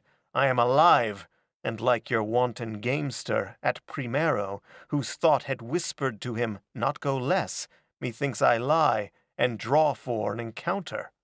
The scene closes upon Volpone. Scene 3. The passage leading to Volpone's chamber. Enter Mosca and Benario. Sir, here concealed, Shows him a closet. you may hear all. But pray you, have patience, sir. Knocking within. The same's your father knocks. I am compelled to leave you. Exit. Do so. Yet cannot my thought imagine this a truth. Goes into the closet. Scene 4. Another part of the same. Enter Mosca and Corvino, Celia following. Death on me! You were come too soon. What meant you? Did I not say I would send? Yes, but I feared you might forget it, and then they prevent us. Mosca, aside. Prevent? Did e'er man haste so for his horns? A courtier would not ply it so for a place. Well, now there's no helping it. Stay here. I'll presently return. Exit. Where are you, Celia? You know not wherefore I have brought you hither? Not well, except you told me. Now I will. Hark hither. Exeunt. Scene 5. A closet opening into a gallery. Enter Mosca and Benario. Sir, your father hath sent word. It'll be half an hour ere he come. And therefore, if it please you to walk the while into that gallery at the upper end, there are some books to entertain the time, and I'll take care no man shall come unto you, sir. Yes, I will stay there. Aside. I do doubt this fellow. Exit. Mosca, looking after him. There, he is far enough. He can hear nothing. And for his father, I can keep him off. Exit. Scene 6. Volpone's chamber. Volpone on his couch, Mosca sitting by him. Enter Corvino, forcing in Celia. Nay, now there is no starting back, and therefore resolve upon it. I have so decreed. It must be done. Nor would I move it afore, because I would avoid all shifts and tricks that might deny me. Sir, let me beseech you, affect not these strange trials. If you doubt my chastity, why, lock me up forever, make me the heir of darkness, let me live where I may please your fears, if not your trust. Believe it, I have no such humour, I. All that I speak I mean, yet I'm not mad, nor horn mad, see you? Go to, show yourself obedient, and a wife. Oh, heaven! I say it, do so. What's this, the train? I've told you reasons that the physicians have set down, how much it may concern me, what my engagements are, my means, and the necessity of those means for my recovery. Wherefore, if you be loyal and mine, be one, respect my venture. Before your honour. Honour? Tut, a breath. There's no such thing in nature, a mere term invented to awe fools. What is my gold the worse for touching, clothes for being looked on? Why, this is no more. An old decrepit wretch that has no sense, no sinew, takes his meat with others' fingers, only knows to gape when you do scald his gums, a voice, a shadow, and what can this man hurt you? Celia, aside. Lord, what spirit is this hath entered him?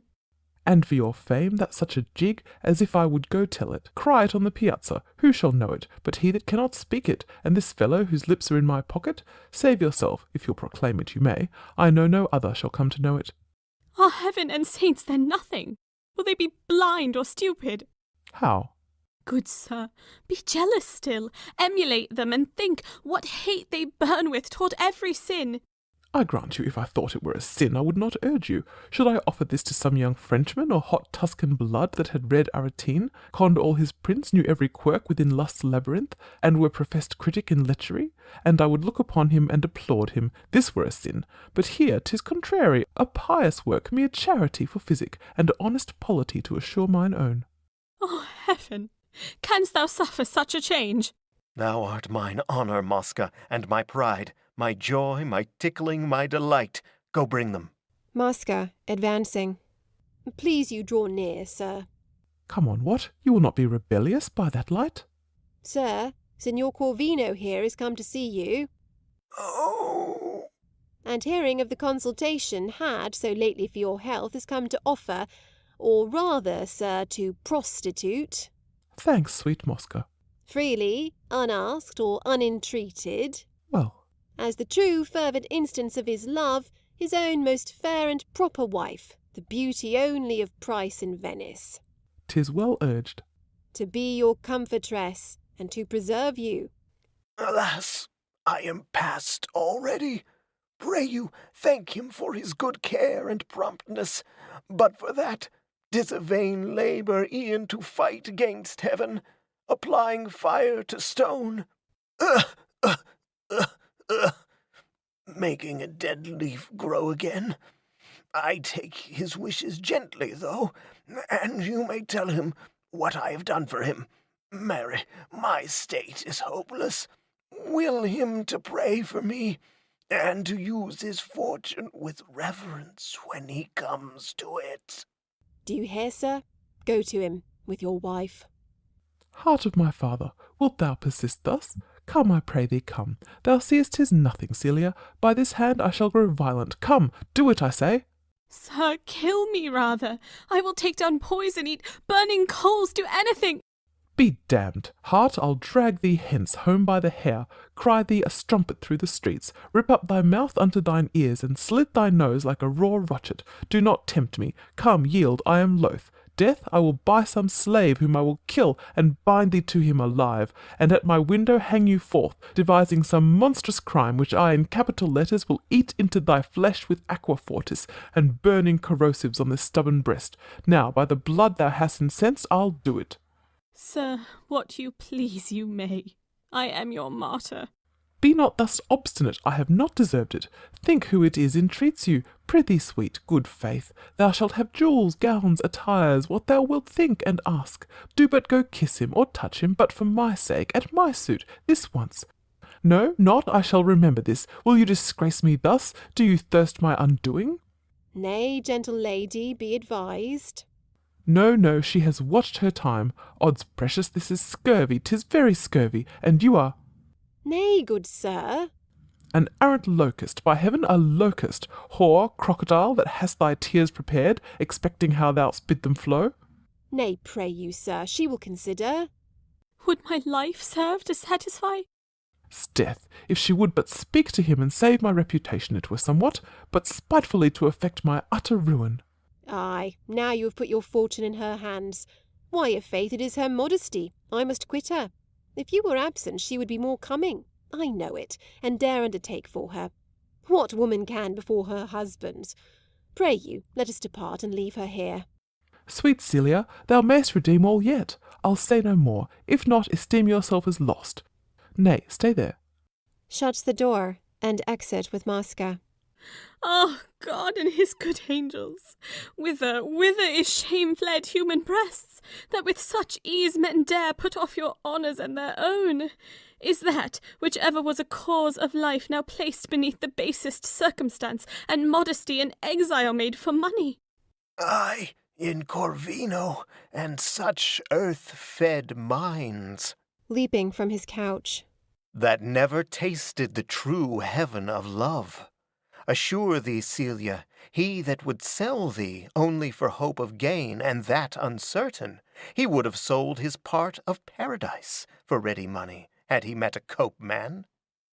Why art thou mazed to see me thus revived? Rather applaud thy beauty's miracle.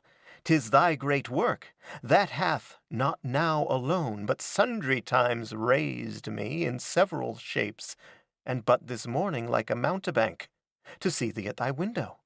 Ay, before I would have left my practice, for thy love, in varying figures, I would have contended with the blue Proteus, or the horned flood. Now art thou welcome. Sir!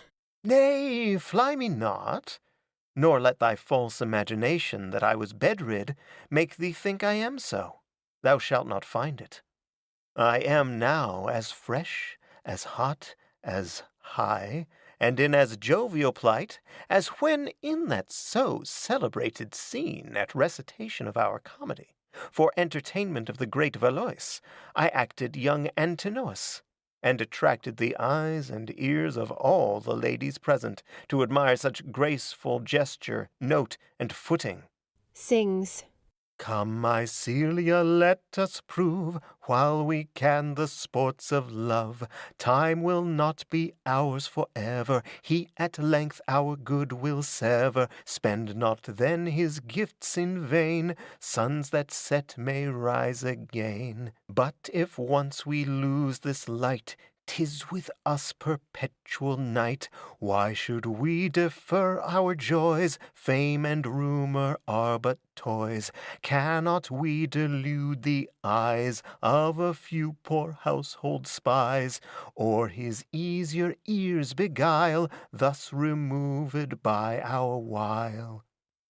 'Tis no sin love's fruits to steal, but the sweet thefts to reveal. To be taken, to be seen, these have crimes accounted been. Oh, some serene blast me, or dire lightning strike this my offending face. Why droops my Celia? Thou hast, in place of a base husband, found a worthy lover. Use thy fortune well, with secrecy and pleasure. See, behold what thou art queen of. Not in expectation, as I feed others, but possessed and crowned. See here, a rope of pearl, and each more orient than that the brave Egyptian queen caroused. Dissolve and drink them. See, a carbuncle may put out both the eyes of our Saint Mark. A diamond would have brought Lolita Paulina when she came in like starlight, hid with jewels that were the spoils of provinces. Take these and wear and lose them, yet remains an earring to purchase them again, and this whole state. A gem but worth a private patrimony is nothing. We will eat such at a meal. The heads of parrots, tongues of nightingales, the brains of peacocks and of ostriches shall be our food. And could we get the phoenix, though nature lost her kind, she were our dish. Good sir, these things might move a mind affected with such delights, but I, whose innocence is all I can think wealthy or worthy enjoying, and which once lost I have not to lose beyond it, cannot be taken with these sensual baits. If you have conscience... 'Tis the beggar's virtue. If thou hast wisdom, hear me, Celia. Thy baths shall be the juice of July flowers, spirit of roses and of violets, the milk of unicorns, and panther's breath gathered in bags and mixed with Cretan wines. Our drink shall be prepared gold and amber, which we will take until my roof whirl round with the vertigo. And my dwarf shall dance, my eunuch sing, my fool make up the antic. Whilst we, in changed shapes, act Ovid's tales, thou like Europa now, and I like Jove, then I like Mars, and thou like Erycine. So of the rest, till we have quite run through, and wearied all the fables of the gods. Then will I have thee in more modern forms, attired like some sprightly dame of France, brave Tuscan lady, or proud Spanish beauty. Sometimes unto the Persian Sophie's wife, or the Grand Signior's mistress, and for change to one of our most artful courtesans, or some quick Negro or cold Russian. And I will meet thee in as many shapes, where we may so transfuse our wandering souls out at our lips and score up sums of pleasures. Sings. That the curious shall not know how to tell them as they flow, and the envious when they find what their number is behind. If you have ears that will be pierced, or eyes that can be opened, a heart that may be touched, or any part that yet sounds man about you, if you have touch of holy saints or heaven, do me the grace to let me escape. If not, be bountiful and kill me. You do know I am a creature hither ill betrayed by one whose shame I would forget it were. If you will deign me neither of these graces, yet feed your wrath, sir, rather than your lust. It is a vice comes nearer manliness. And punish that unhappy crime of nature which you miscall my beauty. Flay my face, or poison it with ointments for seducing your blood to this rebellion. Rub these hands with what may cause an eating leprosy, even to my bones and marrow. Anything that may disfavour me, save in my honour. And I will kneel to you, pray for you, pay down 1,000 hourly vows, sir, for your health, report and think you virtuous. Think me cold? frozen and impotent, and so report me? That I had Nestor's hernia, thou wouldst think. I do degenerate and abuse my nation to play with opportunity thus long. I should have done the act, and then have parleyed. Yield, or I'll force thee. Seizes her. Oh, just God! In vain! Benario, rushing in. Forbear, foul ravisher, libidinous swine! Free the forged lady, or thou diest, impostor! But that I'm loth to snatch thy punishment out of the hand of justice, thou shouldst yet be made the timely sacrifice of vengeance before this altar and this dross thy idol. Lady, let's quit the place. It is the den of villainy. Fear not, you have a guard, and he, ere long, shall meet his just reward. Exeunt Benario and Celia. Fall on me, roof, and bury me in ruin. Become my grave that wert my shelter. Oh, I am unmasked, unspirited, undone, betrayed to beggary, to infamy. Enter Mosca, wounded and bleeding. Oh, where shall I run? Most wretched shame of men to beat out my unlucky brains. Here, what? Dost thou bleed? Oh, that his well-driven sword had been so courteous to have cleft me down unto the navel. Ere I live to see my life, my hopes, my spirits, my patron, all thus desperately engaged by my error. Woe on thy fortune! And my follies, sir. Thou hast made me miserable. And myself, sir. Who would have thought he would have hearkened so? What shall we do? I know not. If my heart could expiate the mischance, I'd pluck it out. Will you be pleased to hang me, or cut my throat? And I'll requite you, sir. Let us die like Romans, since we have lived like Grecians. Knocking within. Hark! Who's there? I hear some footing. Officers, the Safi, come to apprehend us. I do feel the brand hissing already at my forehead. Now mine ears are boring. To your couch, sir. You make that place good, however. Volpone lies down as before. Guilty men suspect what they deserve still. Enter Corbaccio. Signor Corbaccio? Why, how now, Mosca? Oh, undone. Amazed, sir. Your son, I know not by what accident, acquainted with your purpose to my patron, touching your will and making him your heir, entered our house with violence, his sword drawn, sought for you, called you wretch, unnatural, vowed he would kill you. Me? Yes, and my patron. This act shall disinherit him indeed. Here is the will. 'Tis well, sir. Right and well. Be you as careful now for me. Enter Voltore behind. My life, sir, is not more tended. I am only yours. How does he? Will he die shortly, thinkst thou? I fear he'll outlast May. Today? No, last out May, sir. Couldst thou not give him a dram? Oh, by no means, sir. Nay, I'll not bid you. Voltore coming forward. This is a knave, I see. Mosca, seeing Voltore. How, Signor Voltore? Aside. Did he hear me? Parasite! Who's that? Oh, sir, most timely welcome. Scarce to the discovery of your tricks, I fear. You are his only, and mine also, are you not? Who? I, sir? You, sir. What device is this about a will? A plot for you, sir. Come, put not your foists upon me. I shall scent them. Did you not hear it? Yes, I hear Corbaccio hath made your patron there his heir. 'Tis true, by my device, drawn to it by my plot, with hope. Your patron should reciprocate? And you have promised?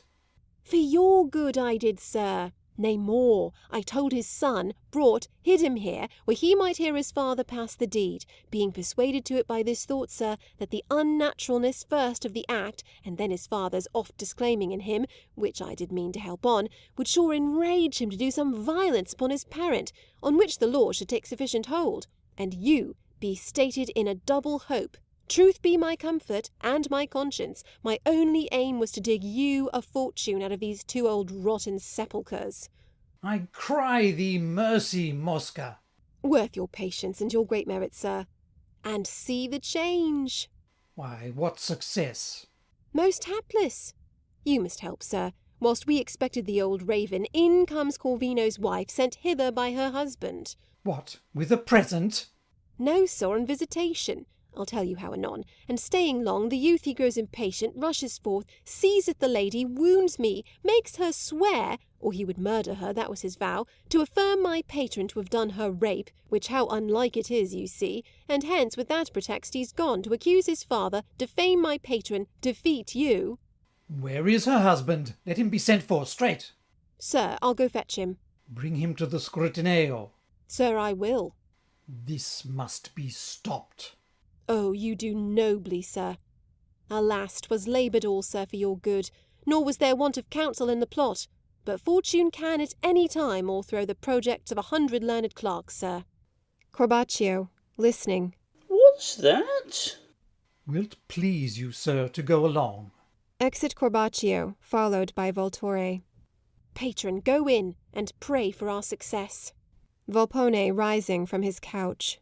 Need makes devotion. Heaven your labour bless. Exeunt. End of Act 3. Act 4, Scene 1. A street. Enter Sir Politic Woodby and Peregrine. I told you, sir, it was a plot. You see what observation is? You mentioned me for some instructions. I will tell you, sir, since we are met here in this height of Venice, some few particulars I have set down, only for this meridian fit to be known of your crude traveller, and they are these. I will not touch, sir, at your phrase or close, for they are old. Sir, I have better. Pardon, I meant as they are themes. Oh, sir, proceed. I'll slander you no more of wit, good sir. First, for your garb.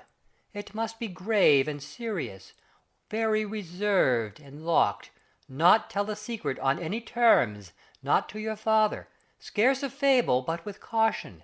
Make sure choice both of your company and discourse.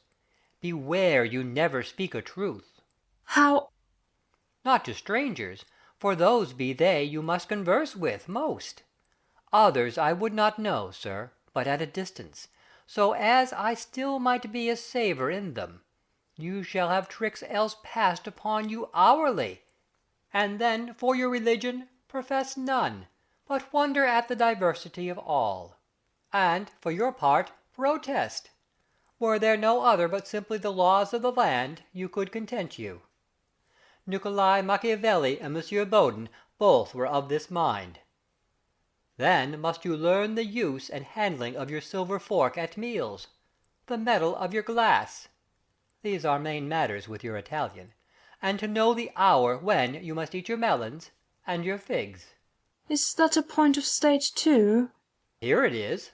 For your Venetian, if he see a man preposterous in the least, he has him straight, he has. He strips him.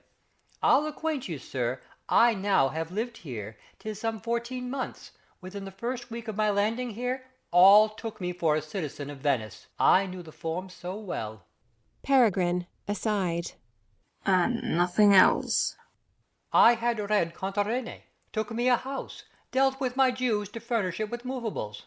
Well, if I could but find one man to mine own heart, whom I durst trust, I would— What? What, sir? Make him rich. Make him a fortune. He should not think again. I would command it. As how? With certain projects that I have, which I may not discover. Peregrine, aside. If I had but one to wager with, I would lay odds now, he tells me instantly. One is, and that I care not greatly who knows, to serve the state of Venice with red herrings for 3 years, and, at a certain rate, from Rotterdam, where I have correspondence. There's a letter sent me from one of the States, and to that purpose. He cannot write his name, but that's his mark. He's a chandler? No, a cheesemonger. There are some others, too, with whom I treat about the same negotiation, and I will undertake it, for 'tis thus. I'll do't with ease. I have cast it all. Your hoy carries but 3 men in her, and a boy, and she shall make me 3 returns a year, So, if there come but one of 3, I save. If 2, I can default. But this is now if my main project fail. Then you have others. I should be loath to draw the subtle air of such a place without my 1,000 aims.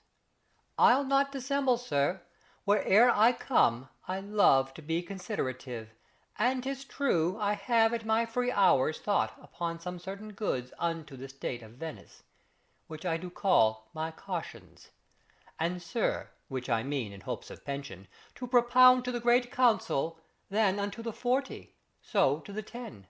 My means are made already. By whom?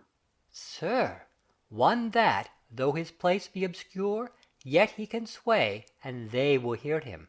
He's a commendador. What, a common sergeant? Sir, such as they are, put it in their mouths what they should say sometimes. And well as greater, I think I have my notes to show you. Searching his pockets. Good sir. But you shall swear unto me on your gentry not to anticipate. Aye, sir. Nor reveal a circumstance. My paper is not with me. Oh, but you can remember, sir. My first is concerning tinder boxes.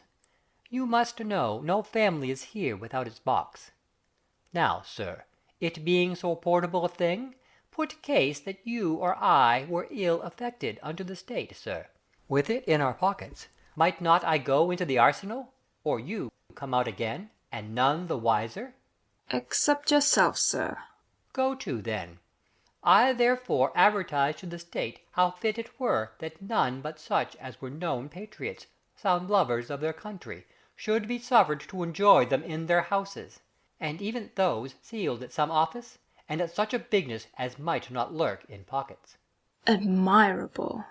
My next is, how to inquire and be resolved by present demonstration, whether a ship newly arrived from Soria, or from any suspected part of all the Levant, be guilty of the plague, and where they use to lie out 40, 50 days sometimes about the Larzetto for their trial. I'll save that charge and loss unto the merchant, and in an hour clear the doubt. Indeed, sir. Or I will lose my labour. My faith, that's much. Nay, sir, conceive me. It will cost me in onions some 30 livres. Which is £1 sterling. Beside my waterworks. For this I do, sir. First, I bring in your ship 'twixt 2 brick walls, but those the state shall venture. On the one I strain me a fair tarpaulin, and in that I stick my onions, cut in halves. The other is full of loopholes, out at which I thrust the noses of my bellows, and those bellows I keep, with waterworks, in perpetual motion, which is the easiest matter of 100. Now, sir, your onion, which does naturally attract the infection, and your bellows blowing the air upon him, will show instantly by his changed colour if there be contagion, or else remain as fair as at the first. Now it is known. 'Tis nothing. You are right, sir. I would I had my note. Faith, so would I, but you have done well for once, sir. Were I false, or would be made so, I could show you reasons how I could sell this state now to the Turk, spite of their galleys or their... Examining his papers. Pray you, Sir Paul. I have them not about me. That I feared. They are there, sir. No, this is my diary, wherein I note my actions of the day. Pray you, let's see, sir, what is here? Reads. Notandum, a rat had gnawn my spur leathers, notwithstanding I put on new, and did go forth. But first I threw 3 beans over the threshold. Item, I went and bought 2 toothpicks, whereof one I burst immediately in a discourse with a Dutch merchant, Ragion del Stato. From him I went and paid a mochinigo for piecing my silk stockings. By the way I cheapened sprats, and at St. Mark's I urined. Faith, these are politic notes. Sir, I do slip no action of my life, but thus I quote it. Believe me, it is wise. Nay, sir, read forth. Enter at a distance Lady Politic Woodby, Nano, and 2 waiting women. Where should this loose knight be, trow? Sure he's housed. Why, then he's fast. Ay, he plays both with me. I pray you stay. This heat will do more harm to my complexion than his heart is worth. I do not care to hinder, but to take him. Rubbing her cheeks. How it comes off! My master's yonder. Where? With a young gentleman. That same's the party in man's apparel. Pray you, sir, jog my knight. I'll be tender to his reputation, however he demerit. Sir Politic, seeing her. My lady. Where? 'Tis she indeed, sir. You shall know her. She is, were she not mine, a lady of that merit for fashion and behaviour, and for beauty I durst compare. It seems you are not jealous that dare commend her. Nay, and for discourse. Being your wife, she cannot miss that. Sir Politic, introducing Peregrine. Madam, here is a gentleman. Pray you use him fairly. He seems a youth, but he is... None. Yes, one has put his face as soon into the world. You mean as early, but today? How's this? Why in this habit, sir, you apprehend me? Well, Master Woodby, this doth not become you. I had thought the odour, sir, of your name had been more precious to you, that you would not have done this dire massacre on your honour, one of your gravity and rank besides. But knights, I see, care little for the oath. They make two ladies chiefly their own ladies. Now by my spurs, the symbol of my knighthood. Peregrine, aside. Lord, how his brain is humbled for an oath. I reach you not. Right, sir, your policy, may it bear through thus. To Peregrine. Sir, a word with you. I would be loth to contest publicly with any gentlewoman, or to be seen forward, or violent, as the courtier says. It comes too near rusticity in a lady, which I would shun by all means, and however I may deserve from Master Woodby yet, to have one fair gentlewoman thus be made the unkind instrument to wrong another, and one she knows not, and to persevere, in my poor judgment, is not warranted, from being a solecism in our sex, if not in manners. How is this? Sweet madam, come nearer to your aim. Marry, and will, sir, since you provoke me with your impudence, and laughter of your light land siren here, your Sporus, your Hermaphrodite. What's here? Poetic fury and historic storms? The gentleman, believe it, is of worth, and of our nation. Your white friar's nation, come, I blush for you, Master Woodby, and am ashamed that you should have no more forehead than thus to be the patron or Saint George to a lewd harlot, a base fricatrice, a female devil in a male outside. Nay, and you be such a one, I must bid adieu to your delights. The case appears too liquid. Exit. You may carry it clear, with your state face, but for your carnival computants. Who here is fled for liberty of conscience, from furious persecution of the marshal? Her will I display. This is fine, i' faith. And do you use this often? Is this part of your wits' exercise, gainst you have occasion, madam? Go to, sir. Do you hear me, lady? Why, if your knight have set you to beg shirts, or to invite me home, you might have done it a nearer way by far. This cannot work you out of my snare. Why, am I in it then?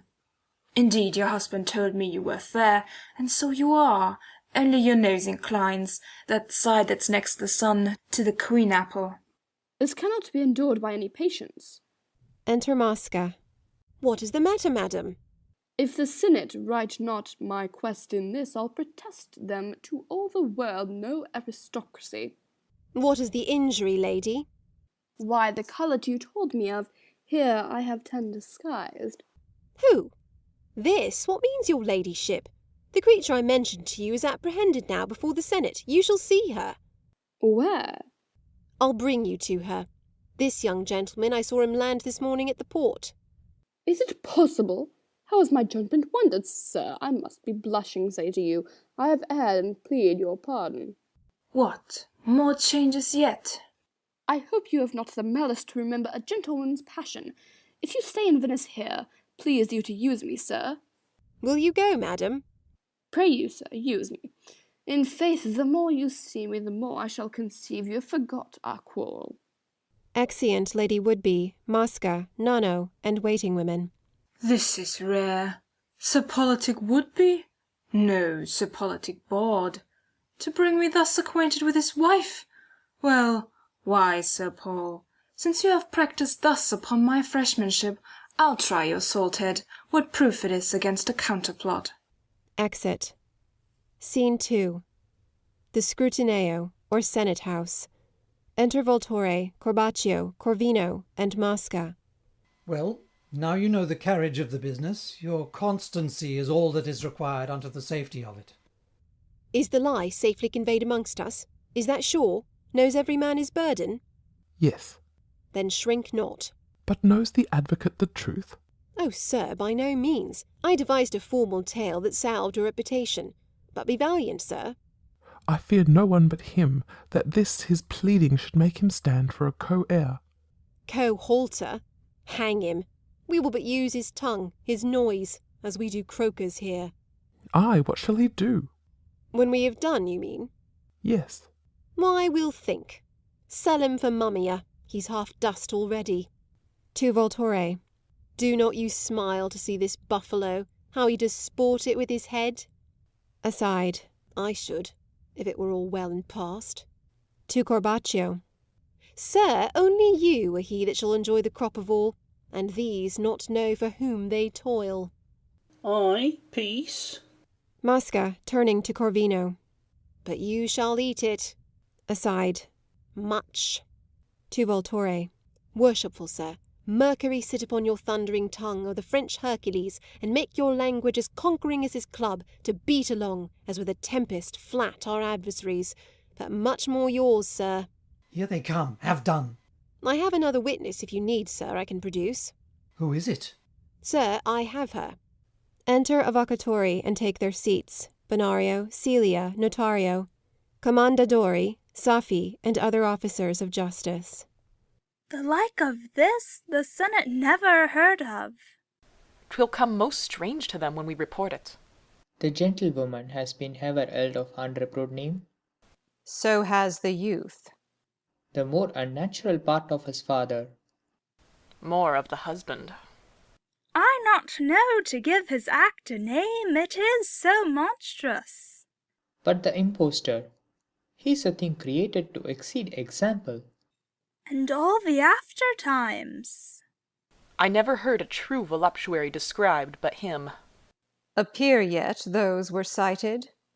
All but the old Magnifico Volpone. Why is not he here? Please, your fatherhoods, here is his advocate, himself so weak, so feeble. What are you? His parasite, his knave, his pandar. I beseech the court he may be forced to come, that your grave eyes may bear strong witness of his strange impostures. Upon my faith and credit with your virtues, he is not able to endure the air. Bring him, however. We will see him. Fetch him. Your fatherhood's fit pleasures be obeyed. Exeunt officers. But sure the sight will rather move your pities than indignation. May it please the court, in the meantime, he may be heard in me. I know this place most void of prejudice, and therefore crave it, since we have no reason to fear our truth should hurt our cause. Speak free. Then know, most honoured fathers, I must now discover to your strangely abused ears the most prodigious and most frontless piece of solid impudence and treachery that ever vicious nature yet brought forth to shame the state of Venice. This lewd woman, that wants no artificial looks or tears to help the visor she has now put on, hath long been known a close adulteress to that lascivious youth there, not suspected, I say, but known, and taken in the act with him. And by this man, the easy husband, pardoned, whose timeless bounty makes him now stand here, the most unhappy, innocent person that ever man's own goodness made accused.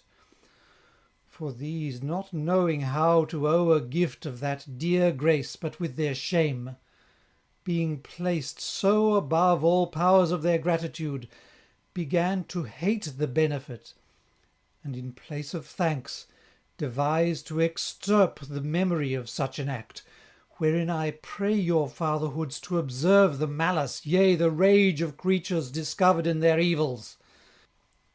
And what heart such take, even from their crimes! But that anon will more appear. This gentleman, the father, hearing of this foul fact, with many others, which daily struck to his too tender ears, and grieved in nothing more than that he could not preserve himself a parent, his son's ills growing to that strange flood, at last decreed to disinherit him. These be strange turns. The young man's fame was ever fair and honest. So much more full of danger is his vice that can beguile so under shade of virtue. But, as I said, my honoured sires, his father having this settled purpose, by what means to him betrayed we know not, and this day appointed for the deed, that parricide, I cannot style him better, by confederacy preparing this his paramour to be there, entered Volpone's house, who was the man your fatherhoods must understand designed for the inheritance. There sought his father. But with what purpose sought he him, my lords? I tremble to pronounce it, that a son unto a father, and to such a father, should have so foul, felonious intent. It was to murder him, when being prevented by his more happy absence, what then did he? Not check his wicked thoughts, no, now new deeds. Mischief doth ever end where it begins. An act of horror, fathers. He dragged forth the aged gentleman that had there lain bedrid 3 years and more, out of his innocent couch, naked upon the floor, there left him, wounded his servant in the face, and with this strumpet, the stale to his forged practice, who was glad to be so active, I shall here desire your fatherhoods to note but my recollections as most remarkable,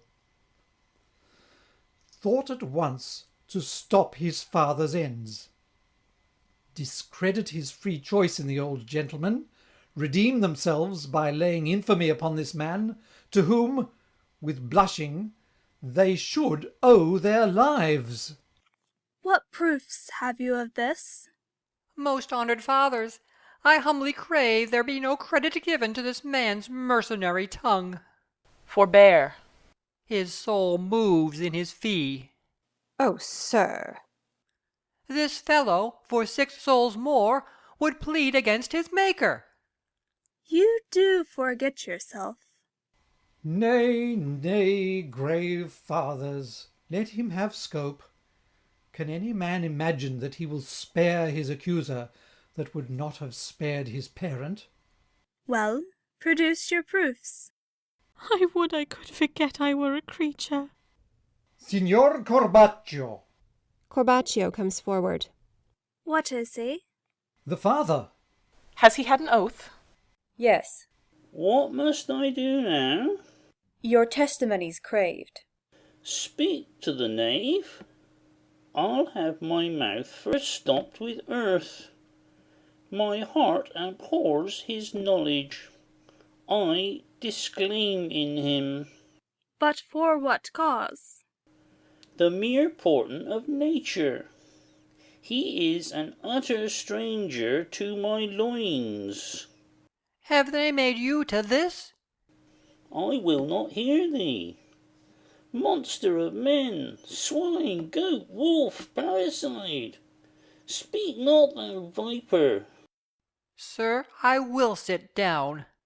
and rather wish my innocence should suffer than I resist the authority of a father. Signor Corvino. Corvino comes forward. This is strange. Who's this? The husband. Is he sworn? He is. Speak then. This woman, please your fatherhoods, is a whore of most hot exercise, more than a partridge, upon record. No more. Neighs like a jennet. Preserve the honour of the court. I shall, and modesty of your most reverend ears, and yet I hope that I may say these eyes have seen her glued unto that piece of cedar, that fine well-timbered gallant, and that here the letters may be read through the horn that make the story perfect. Excellent, sir. Corvino, aside to Mosca. There's no shame in this now, is there? None. Or if I said I hope that she were onward to her damnation, if there be a hell greater than whore and woman, a good Catholic may make the doubt. His grief hath made him frantic. Remove him hence. Look to the woman. Celia swoons. Rare, prettily feigned again. Stand from about her. Give her the air. Third avocatore, to Mosca. What can you say? My wound, may it please your wisdoms, speaks for me, received in aid of my good patron, when he missed his sought-for father, when that well-taught dame had her cue given her to cry out a rape. Oh, most late impudence! Fathers! Sir, be silent. You had your hearing free, so must they theirs. I do begin to doubt the imposture here. This woman has too many moods. Grave fathers, she is a creature of a most professed and prostituted lewdness. Most impetuous, unsatisfied grave fathers. May her feignings not take your wisdoms. But this day she baited a stranger, a grave knight, with her loose eyes, and more lascivious kisses. This man saw them together on the water in a gondola. Here is the lady herself that saw them too, without, who then had in the open streets pursued them, but for saving her knight's honour. Produce that lady. Let her come. Exit Mosca. These things, they strike with wonder. I am turned a stone. Re-enter Mosca with Lady Woodby. Be resolute, madam. Ay, this same is she. Pointing to Celia. Out, thou Shamlon harlot! Now thine eyes vie with tears with the hyena. Darest thou look upon my wronged face? I cry your pardons, I fear. I have forgettingly transgressed against the dignity of the court. No, madam. And have been exorbitant. You have not, lady. These proofs are strong. Surely, I had no purpose to scandalize your honours or my sex's. We do believe it. Surely you may believe it. Madam, we do. Indeed you may, my breeding is not so coarse. We know it. To offend with pertinency. Lady. Such a presence, no surely. We well think it. You may think it. Let her o'ercome. What witnesses have you to make good your report? Our consciences. And heaven, that never fails the innocent. These are no testimonies. Not in your courts, where multitude and clamour overcomes. Nay, then you do wax insolent. Re-enter officers, bearing Volpone on a couch. Here, here the testimony comes that will convince, and put to utter dumbness their bold tongues. See here, grave fathers, here's the ravisher, the rider on men's wives, the great impostor, the grand voluptuary. Do you not think these limbs should affect venery, or these eyes covet a concubine? Pray you, mark these hands. Are they not fit to stroke a lady's breasts? Perhaps he doth dissemble. So he does. Would you have him tortured? I would have him proved. Ah, best try him then with goads, or burning irons. Put him to the strappado. I have heard the rack hath cured the gout. Faith, give it him, and help him of a malady. Be courteous. I'll undertake before these honoured fathers, he shall have yet as many left diseases as she has known adulterers, or thou strumpets. Oh, my most equal hearers, if these deeds, acts of this bold and most exorbitant strain, may pass with sufferance, what one citizen but owes the forfeit of his life, yea, fame, to him that dares traduce him? Which of you are safe, my honoured fathers? I would ask with leave of your grave fatherhoods if their plot have any face or colour like to truth, or if unto the dullest nostril here it smell not rank and most abhorred slander. I crave your care of this good gentleman, whose life is much endangered by their fable. And as for them, I will conclude with this, that vicious persons, when they are hot and fleshed in impious acts, their constancy abounds. Damned deeds are done with greatest confidence. Take them to custody, and sever them. 'Tis pity two such prodigies should live. Let the old gentleman be returned with care.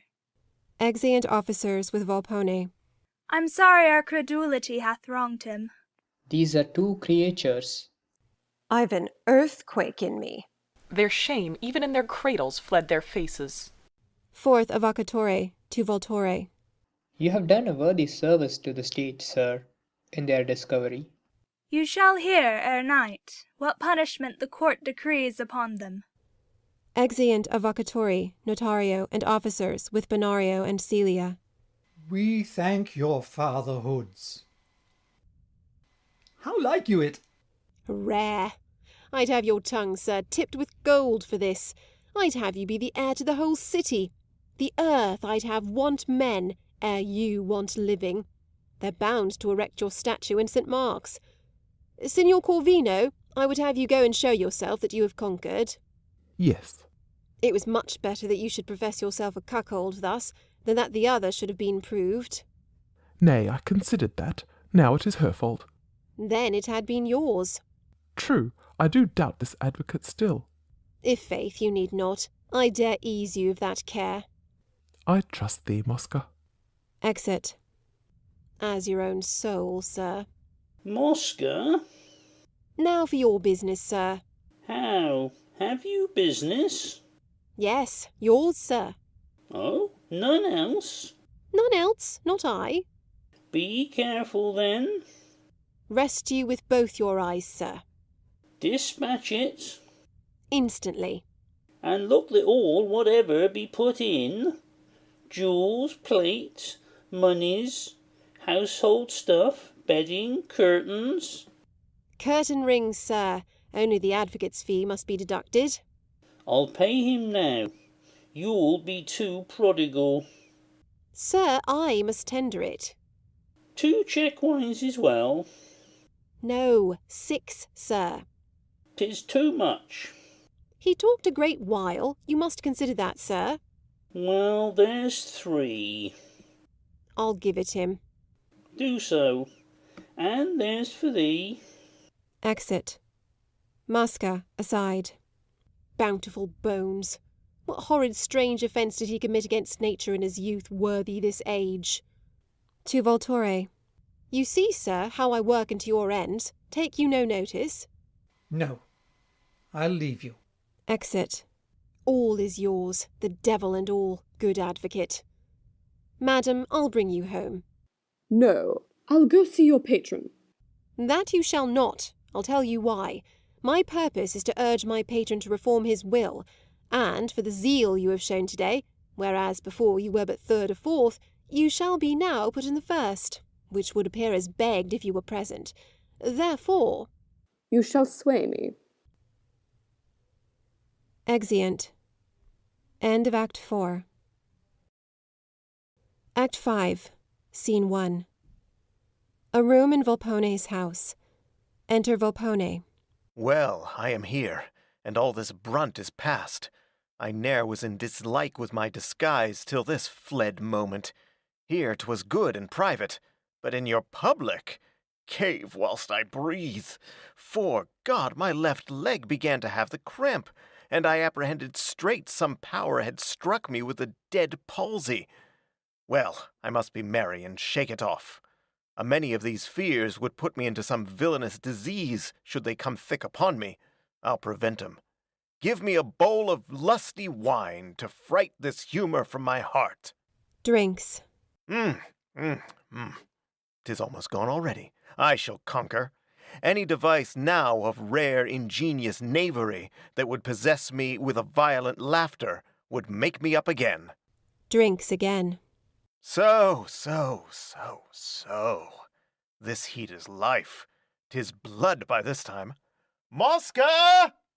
Enter Mosca. How now, sir? Does the day look clear again? Are we recovered, and wrought out of error, into our way to see our path before us? Is our trade free once more? Exquisite Mosca! Was it not carried learnedly? And stoutly. Good wits are greatest in extremities. It were a folly beyond thought to trust any grand act unto a cowardly spirit. You were not taken with it enough, methinks. Oh, more than if I had enjoyed the wench. The pleasure of all womankind's not like it. Why now you speak, sir. We must here be fixed. Here we must rest. This is our masterpiece. We cannot think to go beyond this. True. Thou hast played thy prize, my precious Mosca. Nay, sir, to gull the court. And quite divert the torrent upon the innocent? Yes, and to make so rare a music out of discords. Right! That yet to me's the strangest how thou hast borne it, that these, being so divided mongst themselves, should not scent somewhat, or in me or thee, or doubt their own side. True, they will not see it. Too much light blinds them, I think. Each of them is so possessed and stuffed with his own hopes, that anything unto the contrary, never so true, or never so apparent, never so palpable, they will resist it. Like a temptation of the devil! Right, sir. Merchants may talk of trade, and your great signors of land that yields well, but if Italy have any glebe more fruitful than these fellows, I am deceived. Did not your advocate rare? Oh, my most honoured fathers, my grave fathers, under correction of your fatherhoods, what face of truth is here? If these strange deeds may pass, most honoured fathers. I had much ado to forbear laughing. It seemed to me you sweat, sir. In troth, I did a little. But confess, sir, were you not daunted? In good faith, I was a little in a mist, but not dejected. Never, but still myself. I think it, sir. Now, so truth help me, I must needs say this, sir, and out of conscience for your advocate. He has taken pains, in faith, sir, and deserved, in my poor judgment, I speak it under favour, not to contrary you, sir, very richly. Well, to be cozened. Troth, and I think so too, by that I heard him in the latter end. Oh, but before, sir, had you heard him first draw it to certain heads, then aggravate, then use his vehement figures, I looked still when he would shift a shirt, and doing this out of pure love, no hope of gain. 'Tis right. I cannot answer him, Mosca, as I would, not yet. But for thy sake, at thy entreaty, I will begin even now to vex them all this very instant. Good, sir. Call the dwarf and eunuch forth. Castrone, Nano. Enter Castrone and Nano. Here. Shall we have a jig now? What you please, sir. Go, straight give out about the streets, you two, that I am dead. Do it with constancy. Sadly, do you hear? Impute it to the grief of this late slander. Exeunt Castrone and Nano. What do you mean, sir? Oh, I shall have instantly my vulture, crow, raven come flying hither on the news, to peck for carrion, my she-wolf and all, greedy and full of expectation. And then to have it ravished from their mouths. 'Tis true. I will have thee put on a gown, and take upon thee as thou wert mine heir. Shew them a will. Open that chest, and reach forth one of those that has the blanks. I'll straight put in thy name. Mosca gives him a paper. It will be rare, sir. Aye, when they even gape and find themselves deluded? Yes. And thou use them scurvily. Dispatch, get on thy gown. Mosca, putting on a gown. But what, sir, if they ask after the body? Say it was corrupted. I'll say it stunk, sir, and was fain to have it coffined up instantly and sent away. Anything, what thou wilt. Hold, here's my will. Get thee a cap, account book, pen and ink, papers afore thee. Sit as thou wert taking an inventory of parcels. I'll get up behind the curtain on a stool and hearken. Sometime peep over, see how they do look, with what degrees their blood doth leave their faces. Oh, 'twill afford me a rare meal of laughter. Mosca, putting on a cap and setting out the table, etc.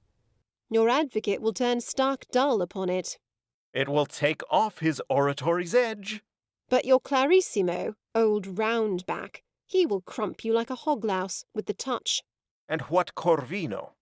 Oh, sir, look for him tomorrow morning with a rope and dagger to visit all the streets. He must run mad. My lady, too, that came into the court to bear false witness for your worship. Yes, and kissed me 'fore the fathers, when my face flowed all with oils. And sweat, sir. Why, your gold is such another medicine, it dries up all those offensive savours.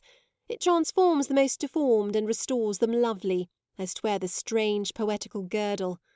Jove could not invent to himself a shroud more subtle to pass Acrisius's guards. It is the thing makes all the world her grace, her youth, her beauty. I think she loves me. Who? The lady, sir? She's jealous of you. Dost thou say so? Knocking within. Hark, there's some already. Look. It is the vulture. He has the quickest scent. I'll to my place, thou to thy posture. Goes behind the curtain. I am set. But, Mosca, play the artificer now. Torture them rarely. Enter Voltore. How now, my Mosca? Mosca, writing. Turkey carpets, 9. Taking an inventory. That is well. 2 suits of bedding, tissue. Where's the will? Let me read that the while. Enter servants with Corbaccio in a chair. So, set me down, and get you home. Exeunt servants. Is he come now to trouble us? Of cloth of gold, 2 more. Is it done, Mosca? Of several velvets, 8. I like his care. Dost thou not hear? Enter Corvino. Huh? Is the hour come, Mosca? Volpone, peeping over the curtain. Aye, now they muster. What does this advocate here, or this Corbaccio? What do these here? Enter Lady Politic Would-be. Mosca, is his thread spun? 8 chests of linen. Oh, my fine dame would be too. Mosca, the will, that I may show it these and rid them hence. 6 chests of diaper, 4 of damask. There. Gives them the will carelessly, over his shoulder. Is that the will? Down beds and bolsters. Rare. Be busy still. Now they begin to flutter. They never think of me. Look, see! How their swift eyes run over the long deed, unto the name and to the legacies what is bequeathed them there. 10 suits of hangings.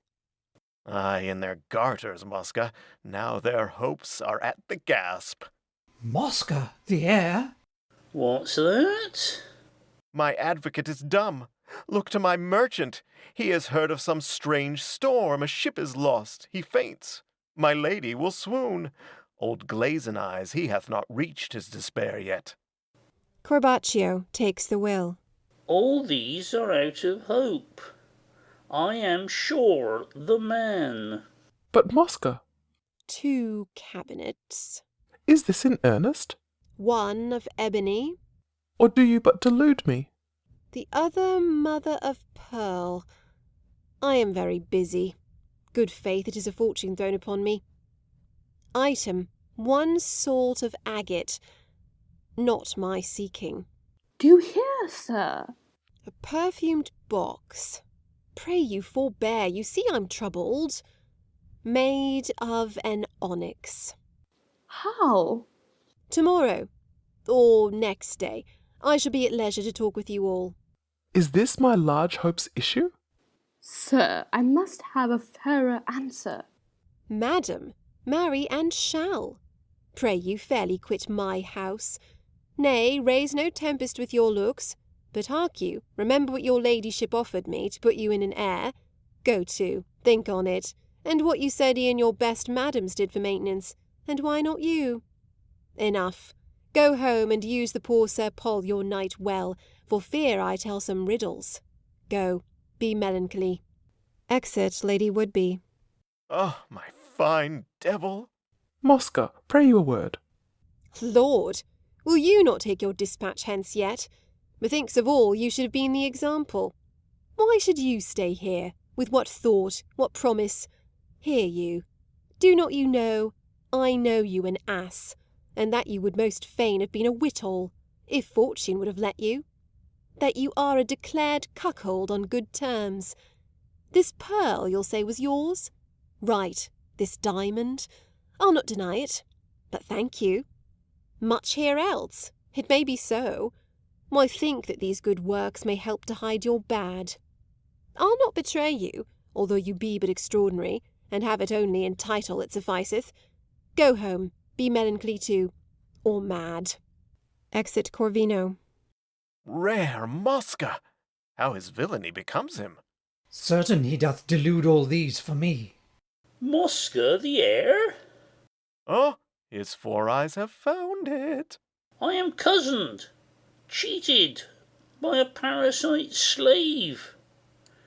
Harlot, thou hast gulled me. Yes, sir, stoop your mouth, or I shall draw the only tooth is left. Are not you he, that filthy covetous wretch, with the 3 legs, that ere in hope of prey have any time this 3 years snuffed about with your most grovelling nose, and would have hired me to the poisoning of my patron, sir? Are not you he that have to-day in court professed the disinheriting of your son, perjured yourself? Go home, and die, and stink. If you but croak a syllable, it all comes out. Away, and call your porters. Exit Corbaccio. Go, go, stink. Excellent varlet! Now, my faithful Mosca, I find thy constancy. Sir? Sincere. Mosca, writing. The table of porphyry. I mar you'll be thus troublesome. Nay, leave off now, they're gone.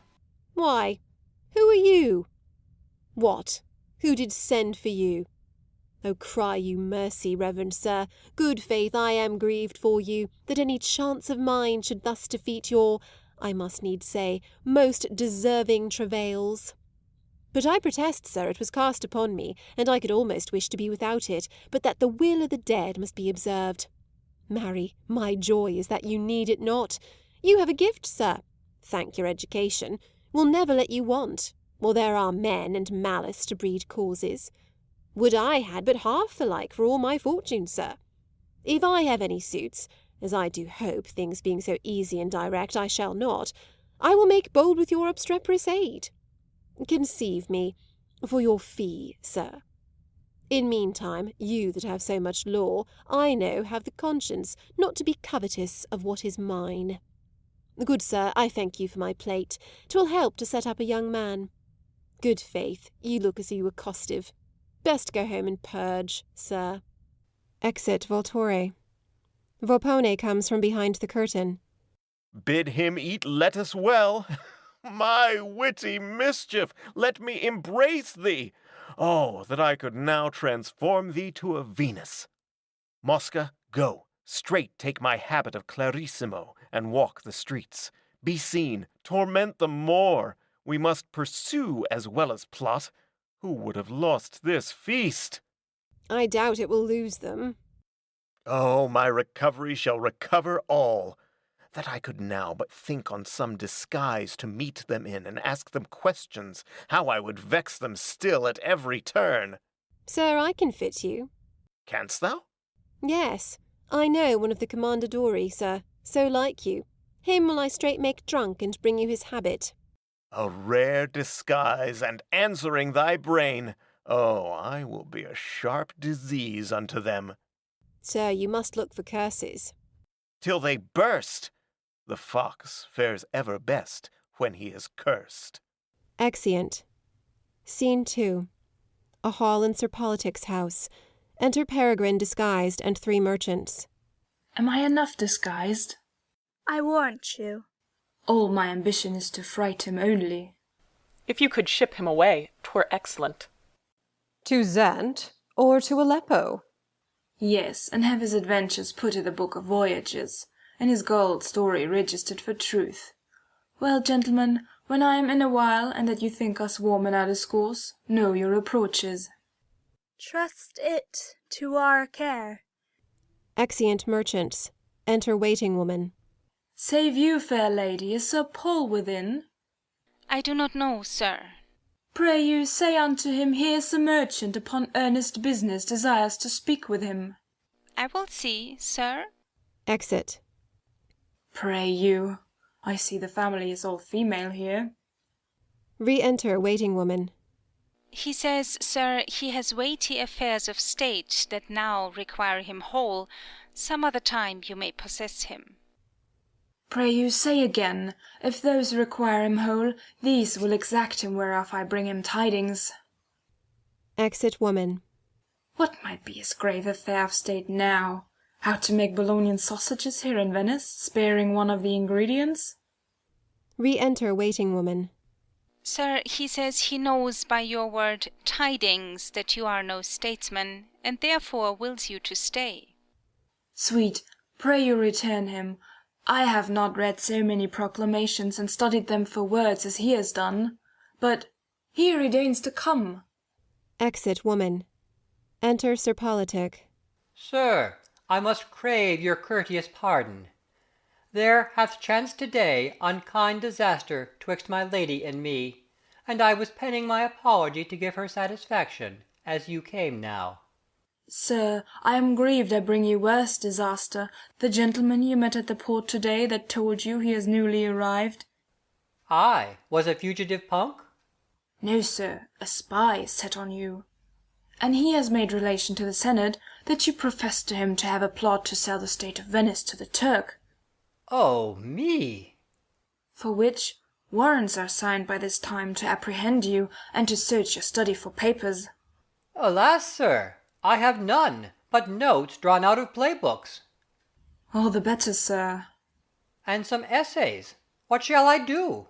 Sir, best convey yourself into a sugar chest, or if you could lie round, a frail were rare, and I could send you aboard. Sir, I but talked so for discourse sake merely. Knocking within. Hark, they are there. I am a wretch, a wretch. What will you do, sir? Have you ne'er a current but to leap into? They'll put you to the rack. You must be sudden. Sir, I have an engine. Third merchant within. Sir Politic would be. Second merchant within. Where is he? That I have thought upon before time. What is it? I shall ne'er endure the torture. Marry it is, sir, of a tortoise shell, fitted for these extremities. Pray you, sir, help me. Here I've a place, sir, to put back my legs. Please you to lie on it, sir. Lies down while Peregrine places the shell upon him. With this cap and my black gloves, I'll lie, sir, like a tortoise, till they are gone. And you call this an engine? Mine own device. Good sir, bid my wife's woman to burn my papers. Exit Peregrine. The 3 merchants rush in. Where is he hid? We must and will sure find him. Which is his study? Re-enter Peregrine. What are you, sir? I am a merchant that came here to look upon this tortoise. How? Saint Mark, what beast is this? It is a fish. Come out here. Nay, you may strike him, sir, and tread upon him. He'll bear a cut. What? To run over him? Yes, sir. Let's jump upon him. Can he not go? He creeps, sir. Let's see him creep. No, good sir, you will hurt him. Heart, I will see him creep or prick his guts. Come out here. Pray you, sir. Aside to Sir Politic. Creep a little. Forth. Yet farther. Good sir. Creep. We'll see his legs. They pull off the shell and discover him. Odd so, he has garters. Aye, and gloves. Is this your fearful tortoise? Peregrine, discovering himself. Now, Sir Paul, we are even. For your next project I shall be prepared. I am sorry for the funeral of your notes, sir. 'Twere a rare motion to be seen in Fleet Street. I in the term. Or Smithfield, in the fair. Methinks 'tis but a melancholy sight. Farewell, most politic tortoise. Exeunt Peregrine and merchants. Re-enter waiting woman. Where's my lady? Knows she of this? I know not, sir. Enquire. Oh, I shall be the fable of all feasts, the freight of the Gazzetti, ship-boy's tale, and, which is worst, even talk for ordinaries. My lady's come most melancholy home, and says, sir, she will straight to sea for physic. And I to shun this place and climb for ever, creeping with house on back, and think it well to shrink my poor head in my politic shell. Exeunt. Scene 3. A room in Volpone's house. Enter Mosca in the habit of a clarissimo, and Volpone in that of a commendatore. Am I then like him?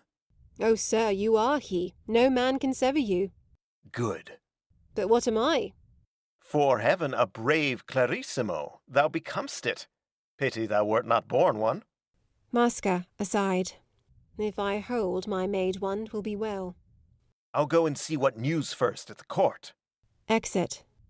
Do so. My fox is out of his hole, and ere he shall re-enter, I'll make him languish in his borrowed case, except he come to composition with me. Androgino, Castrone, Nano. Enter Androgino, Castrone, and Nano. Here. Go, recreate yourselves abroad. Go sport. Exeunt. So, now I have the keys, and am possessed. Since he will needs be dead for his time, I'll bury him, or gain by him. I am his heir, and so will keep me, till he share at least. To cozen him of all were but a cheat well placed. No man would construe it a sin. Let his sport pay for it. This is called the fox-trap. Exit. Scene 4. A street. Enter Corbaccio and Corvino. They say the court is set. We must maintain our first tale good, for both our reputations. Why, mine's no tale. My son would there have killed me. That's true, I had forgot. Aside. Mine is, I am sure. But for your will, sir. Aye, I'll come upon him for that hereafter. Now his patron's dead. Enter Volpone. Signor Corvino and Corbaccio, sir, much joy unto you. Of what? The sudden good dropped down upon you. Where? And none knows how, from old Volpone, sir. Out, arrant knave. Let not your too much wealth, sir, make you furious. Away, thou varlet. Why, sir? Dost thou mock me? You mock the world, sir. Did you not change wills? Out, harlot. Oh, belike you are the man, Signor Corvino. Faith, you carry it well. You grow not mad withal. I love your spirit. You are not over-leavened with your fortune. You should have some would swell now, like a wine fat with such an autumn. Did he give you all, sir? Avoid, you rascal. Troth, your wife has shewn herself a very woman, but you are well, you need not care, you have a good estate to bear it out, sir, better by this chance, except Corbaccio have a share. Hence, varlet. You will not be known, sir. Why, 'tis wise. Thus do all gamesters at all games dissemble. No man will seem to win. Exeunt Corvino and Corbaccio. Here comes my vulture, heaving his beak up in the air and snuffing. Enter Voltore. Outstripped thus by a parasite! A slave would run on errands and make legs for crumbs. Well, what I'll do... The court stays for your worship. I e'en rejoice, sir, at your worship's happiness, and that it fell into so learned hands that understand the fingering...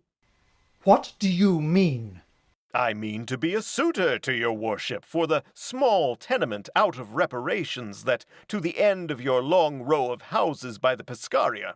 It was, in Volpone's time, your predecessor, ere he grew diseased, a handsome, pretty, customed bawdy house, as was any in Venice, none dispraised, but fell with him, his body and that house decayed together. Come, sir, leave your prating. Why, if your worship give me but your hand, that I may have the refusal, I have done. 'Tis a mere toy to you, sir, candle rents, as your learned worship knows. What do I know? Marry, no end of your wealth, sir, God decrease it. Mistaking knave, what mock'st thou my misfortune? Exit. His blessing on your heart, sir, would 'twere more. Now to my first again, at the next corner. Exit. Scene 5. Another part of the street. Enter Corbaccio and Corvino. Mosca passes over the stage before them. See, in our habit. See the impudent varlet. That I could shoot mine eyes at him like gunstones. Enter Volpone. But is this true, sir, of the parasite? Again to afflict us. Monster! In good faith, sir, I'm heartily grieved a beard of your grave length should be so overreached. I never brooked that parasite's hair. Methought his nose should cozen. There was still somewhat in his look did promise the bane of a clarissimo. Knave!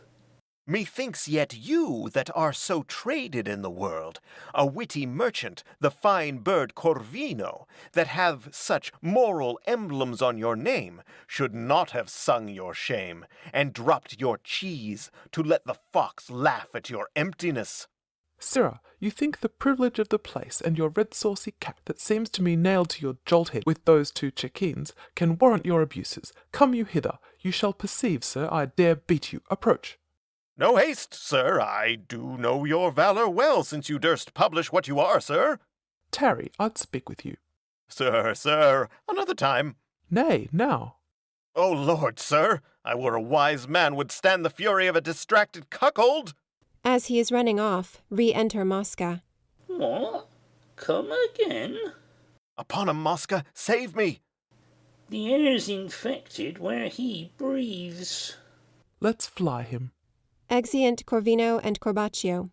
Excellent basilisk. Turn upon the vulture. Enter Voltore.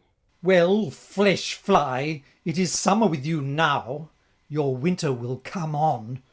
Good advocate, prithee not rail, nor threaten out of place thus. Thou'lt make a solecism, as madam says. Get you a big inn more, your brain breaks loose. Exit. Well, sir. Would you have me beat the insolent slave, throw dirt upon his first good clothes? This same is doubtless some familiar. Sir, the court, in troth, stays for you. I am mad a mule that never read Justinian should get up and ride an advocate. Had you no quirk to avoid gullage, sir, by such a creature? I hope you do but jest. He has not done it. 'Tis but confederacy to blind the rest. You are the heir. A strange, officious, troublesome knave, thou dost torment me. I know. It cannot be, sir, that you should be cozened. 'Tis not within the wit of man to do it. You are so wise, so prudent, and 'tis fit that wealth and wisdom still should go together. Exeunt. Scene 6. The Scrutineo, or Senate House. Enter Avvocatori, Notario, Bonario, Celia, Corbaccio, Corvino, Commendadori, Safi, etc. Are all the parties here? All but the advocate. And here he comes. Enter Voltore and Volpone. Then bring them forth to sentence. O my most honoured fathers, let your mercy once win upon your justice to forgive... I am distracted. Volpone, aside. What will he do now? Oh, I know not which to address myself to first, whether your fatherhoods or these innocents. Corvino, aside. Will he betray himself? Whom equally I have abused, out of most covetous ends. The man is mad. What's that? He is possessed. For which, now struck in conscience, here, I prostrate myself at your offended feet, for pardon. Arise. Oh, heaven, how just thou art! Volpone, aside. I am caught in mine own noose. Corvino, to Corbaccio. Be constant, sir. Naught now can help but impudence. Speak forward. Silence. It is not passion in me, reverend fathers, but only conscience. Conscience, my good sires, that makes me now tell truth.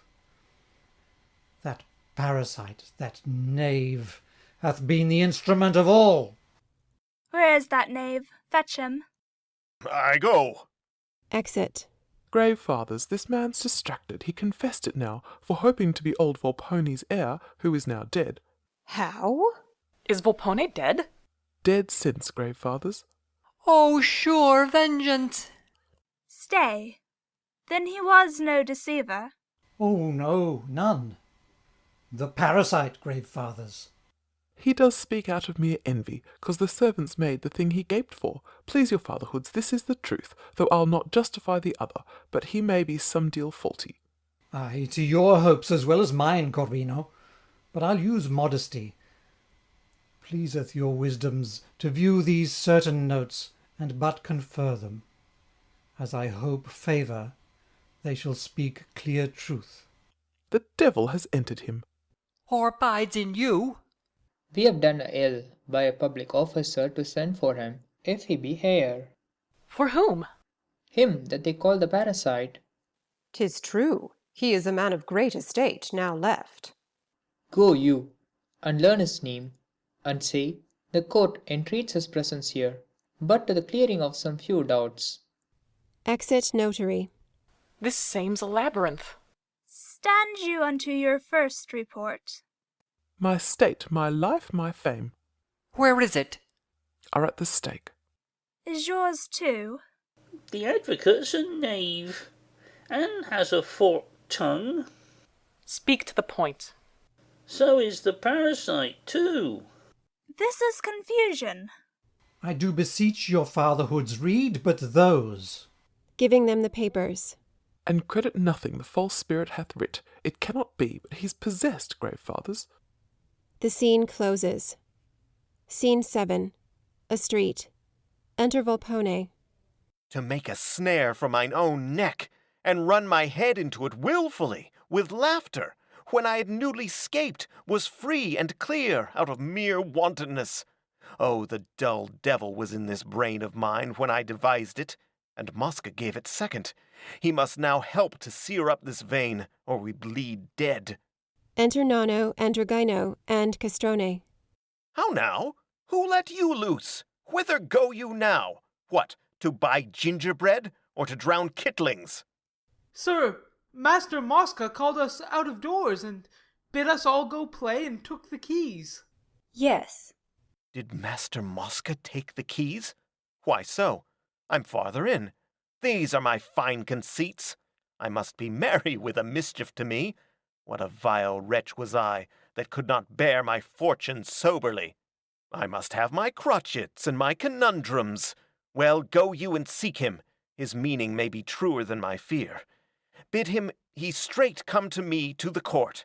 Thither will I, and if 't be possible, unscrew my advocate upon new hopes. When I provoked him, then I lost myself. Exeunt. Scene 8. The Scrutineo or Senate House. Avvocatori, Bonario, Celia, Corbaccio, Corvino, Commendadori, Safi, etc., as before. These things can ne'er be reconciled. He here, showing the papers, professeth that the gentleman was wronged, and that the gentlewoman was brought thither, forced by her husband, and there left. Most true. How ready is heaven to those that pray! But that Volpone should have ravished her he holds utterly false, knowing his impotence. Grave fathers, he's possessed. Again I say, possessed. Nay, if there be possession and obsession, he has both. Here comes our officer. Enter Volpone. The parasite will straight be here, grave fathers. You might invent some other name, Sir Warlord. Did not the notary meet him? Not that I know. His coming will clear all. Yet it is misty. May't please your fatherhoods. Volpone whispers to Voltore. Sir, the parasite willed me to tell you that his master lives, that you are still the man, your hopes the same, and this was only a jest. How? Sir, to try if you were firm and how you stood affected. Sure he lives? Do I live, sir? Oh, me. I was too violent. Sir, you may redeem it. They said you were possessed. Fall down and seem so. I'll help to make it good. Voltore falls. God bless the man. Stop your wind hard and swell. See, see, see, see! He vomits crooked pins. His eyes are set like a dead hare's hung in a poulter's shop. His mouth's running away. Do you see, senor? Now it is in his belly. Ay, the devil. Now in his throat. Ay, I perceive it plain. Twill out, stand clear, see where it flies in shape of a blue toad with a bat's wings. Do you not see it, sir? What? I think I do. 'Tis too manifest. Look, he comes to himself. Where am I? Take good heart, the worst is past, sir. You are dispossessed. What accident is this? Sudden and full of wonder. If he were possessed, as it appears, all this is nothing. He has been often subject to these fits. Shew him that writing. Do you know it, sir? Volpone whispers to Voltore. Deny it, sir, forswear it, know it not. Yes, I do know it well. It is my hand. But all that it contains is false. Oh, practice! What maze is this? Is he not guilty, then, whom you there name the parasite? Grave fathers, no more than his good patron, old Volpone. Why, he is dead. Oh, no, my honoured fathers, he lives. How? Lives? Lives? This is subtler yet. You said he was dead. Never. You said so. I heard so. Here comes the gentleman. Make him way. Enter Mosca. A stool. Fourth Avvocatore, aside. A proper man. And where Volpone dead, a fit match for my daughter. Give him way. Volpone, aside to Mosca. Mosca, I was almost lost. The advocate had betrayed all, but now it is recovered. All's on the hinge again. Say I am living. What busy knave is this?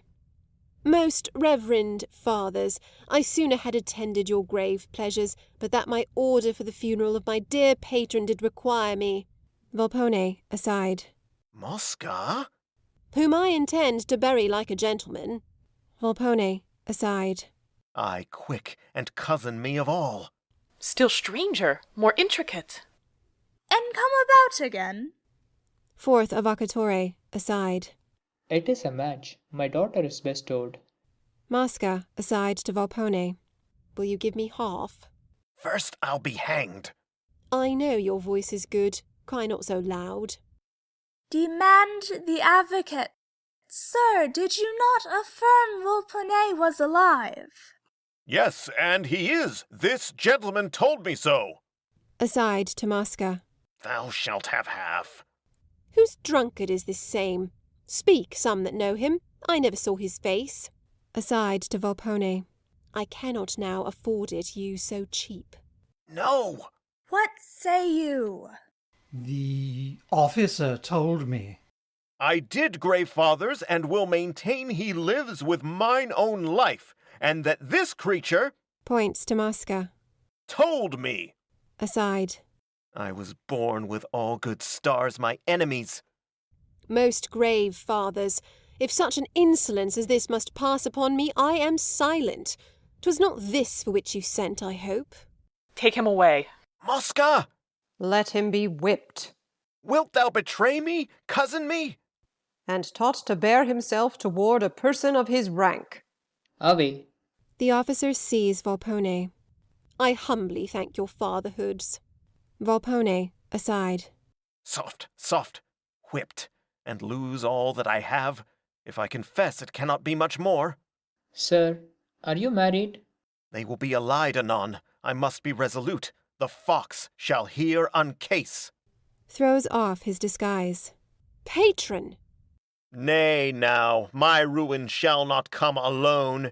Your match I'll hinder sure. My substance shall not glue you, nor screw you into a family. Why, patron! I am Volpone, and this is my knave. Pointing to Mosca. This, To Voltore. his own knave. This, To Corbaccio. avarice's fool. This, To Corvino. a chimera of withal, fool, and knave. And reverend fathers, since we all can hope naught but a sentence, let's not now despair it. You hear me brief. May it please your fatherhoods. Silence. The knot is now undone by miracle. Nothing can be more clear. Or can more prove these innocent. Give them their liberty. Heaven could not long let such gross crimes be hid. If this be held the highway to get riches, may I be poor. This is not the gain, but torment. These possess wealth as sick men possess fevers, which trulier may be said to possess them. Disrobe that parasite. Most honoured fathers. Can you plead aught to stay the course of justice? If you can, speak. We beg favour. And mercy. You hurt your innocence, suing for the guilty. Stand forth and first the parasite. You appear to have been the chiefest minister, if not plotter, in all these lewd impostures. And now, lastly, have with your impudence abused the court, and habit of a gentleman of Venice, being a fellow of no birth or blood, for which our sentence is, first, thou be whipped, then live perpetual prisoner in our galleys. I thank you for him. Bane to thy wolvish nature. Deliver him to the Sapphi. Mosca is carried out. Thou, Volpone, by blood and rank a gentleman, canst not fall under like censure, but our judgment on thee is, that thy substance be all straight confiscate to the hospital of the incurably. And since the most was gotten by imposture, by feigning lame, gout, palsy, and such diseases, thou art to lie in prison, cramped with irons, until thou beest sick and lame indeed. Remove him. He is taken from the bar. This is called mortifying of a fox. Thou, Voltaire, to take away the scandal thou hast given all worthy men of thy profession, art banished from their fellowship and our state. Corbaccio, bring him near. We here possess thy son of all thy estate, and confine thee to the monastery of San Spirito, where, since thou knewest not how to live well here, thou shalt be learned to die well. Ah, what said he? You shall know anon, sir. Thou, Corvino, shalt be straight embarked from thine own house, and rode round about Venice, through the Grand Canal, wearing a cap with fair long ass's ears instead of horns, and so to mount a paper pinned on thy breast to the Berlina. Yes, and have mine eyes beat out with stinking fish, bruised fruit, and rotten eggs. 'Tis well, I'm glad I shall not see my shame yet. And to exculpate thy wrongs done to thy wife, thou art to send her home to her father, with her dowry troubled. These are all our judgments. Honored fathers, which may not be revoked. Now you begin, when crimes are done, and past, and to be punished, to think what your crimes are, away with them. Let all that see these vices thus rewarded take heart and love to study 'em.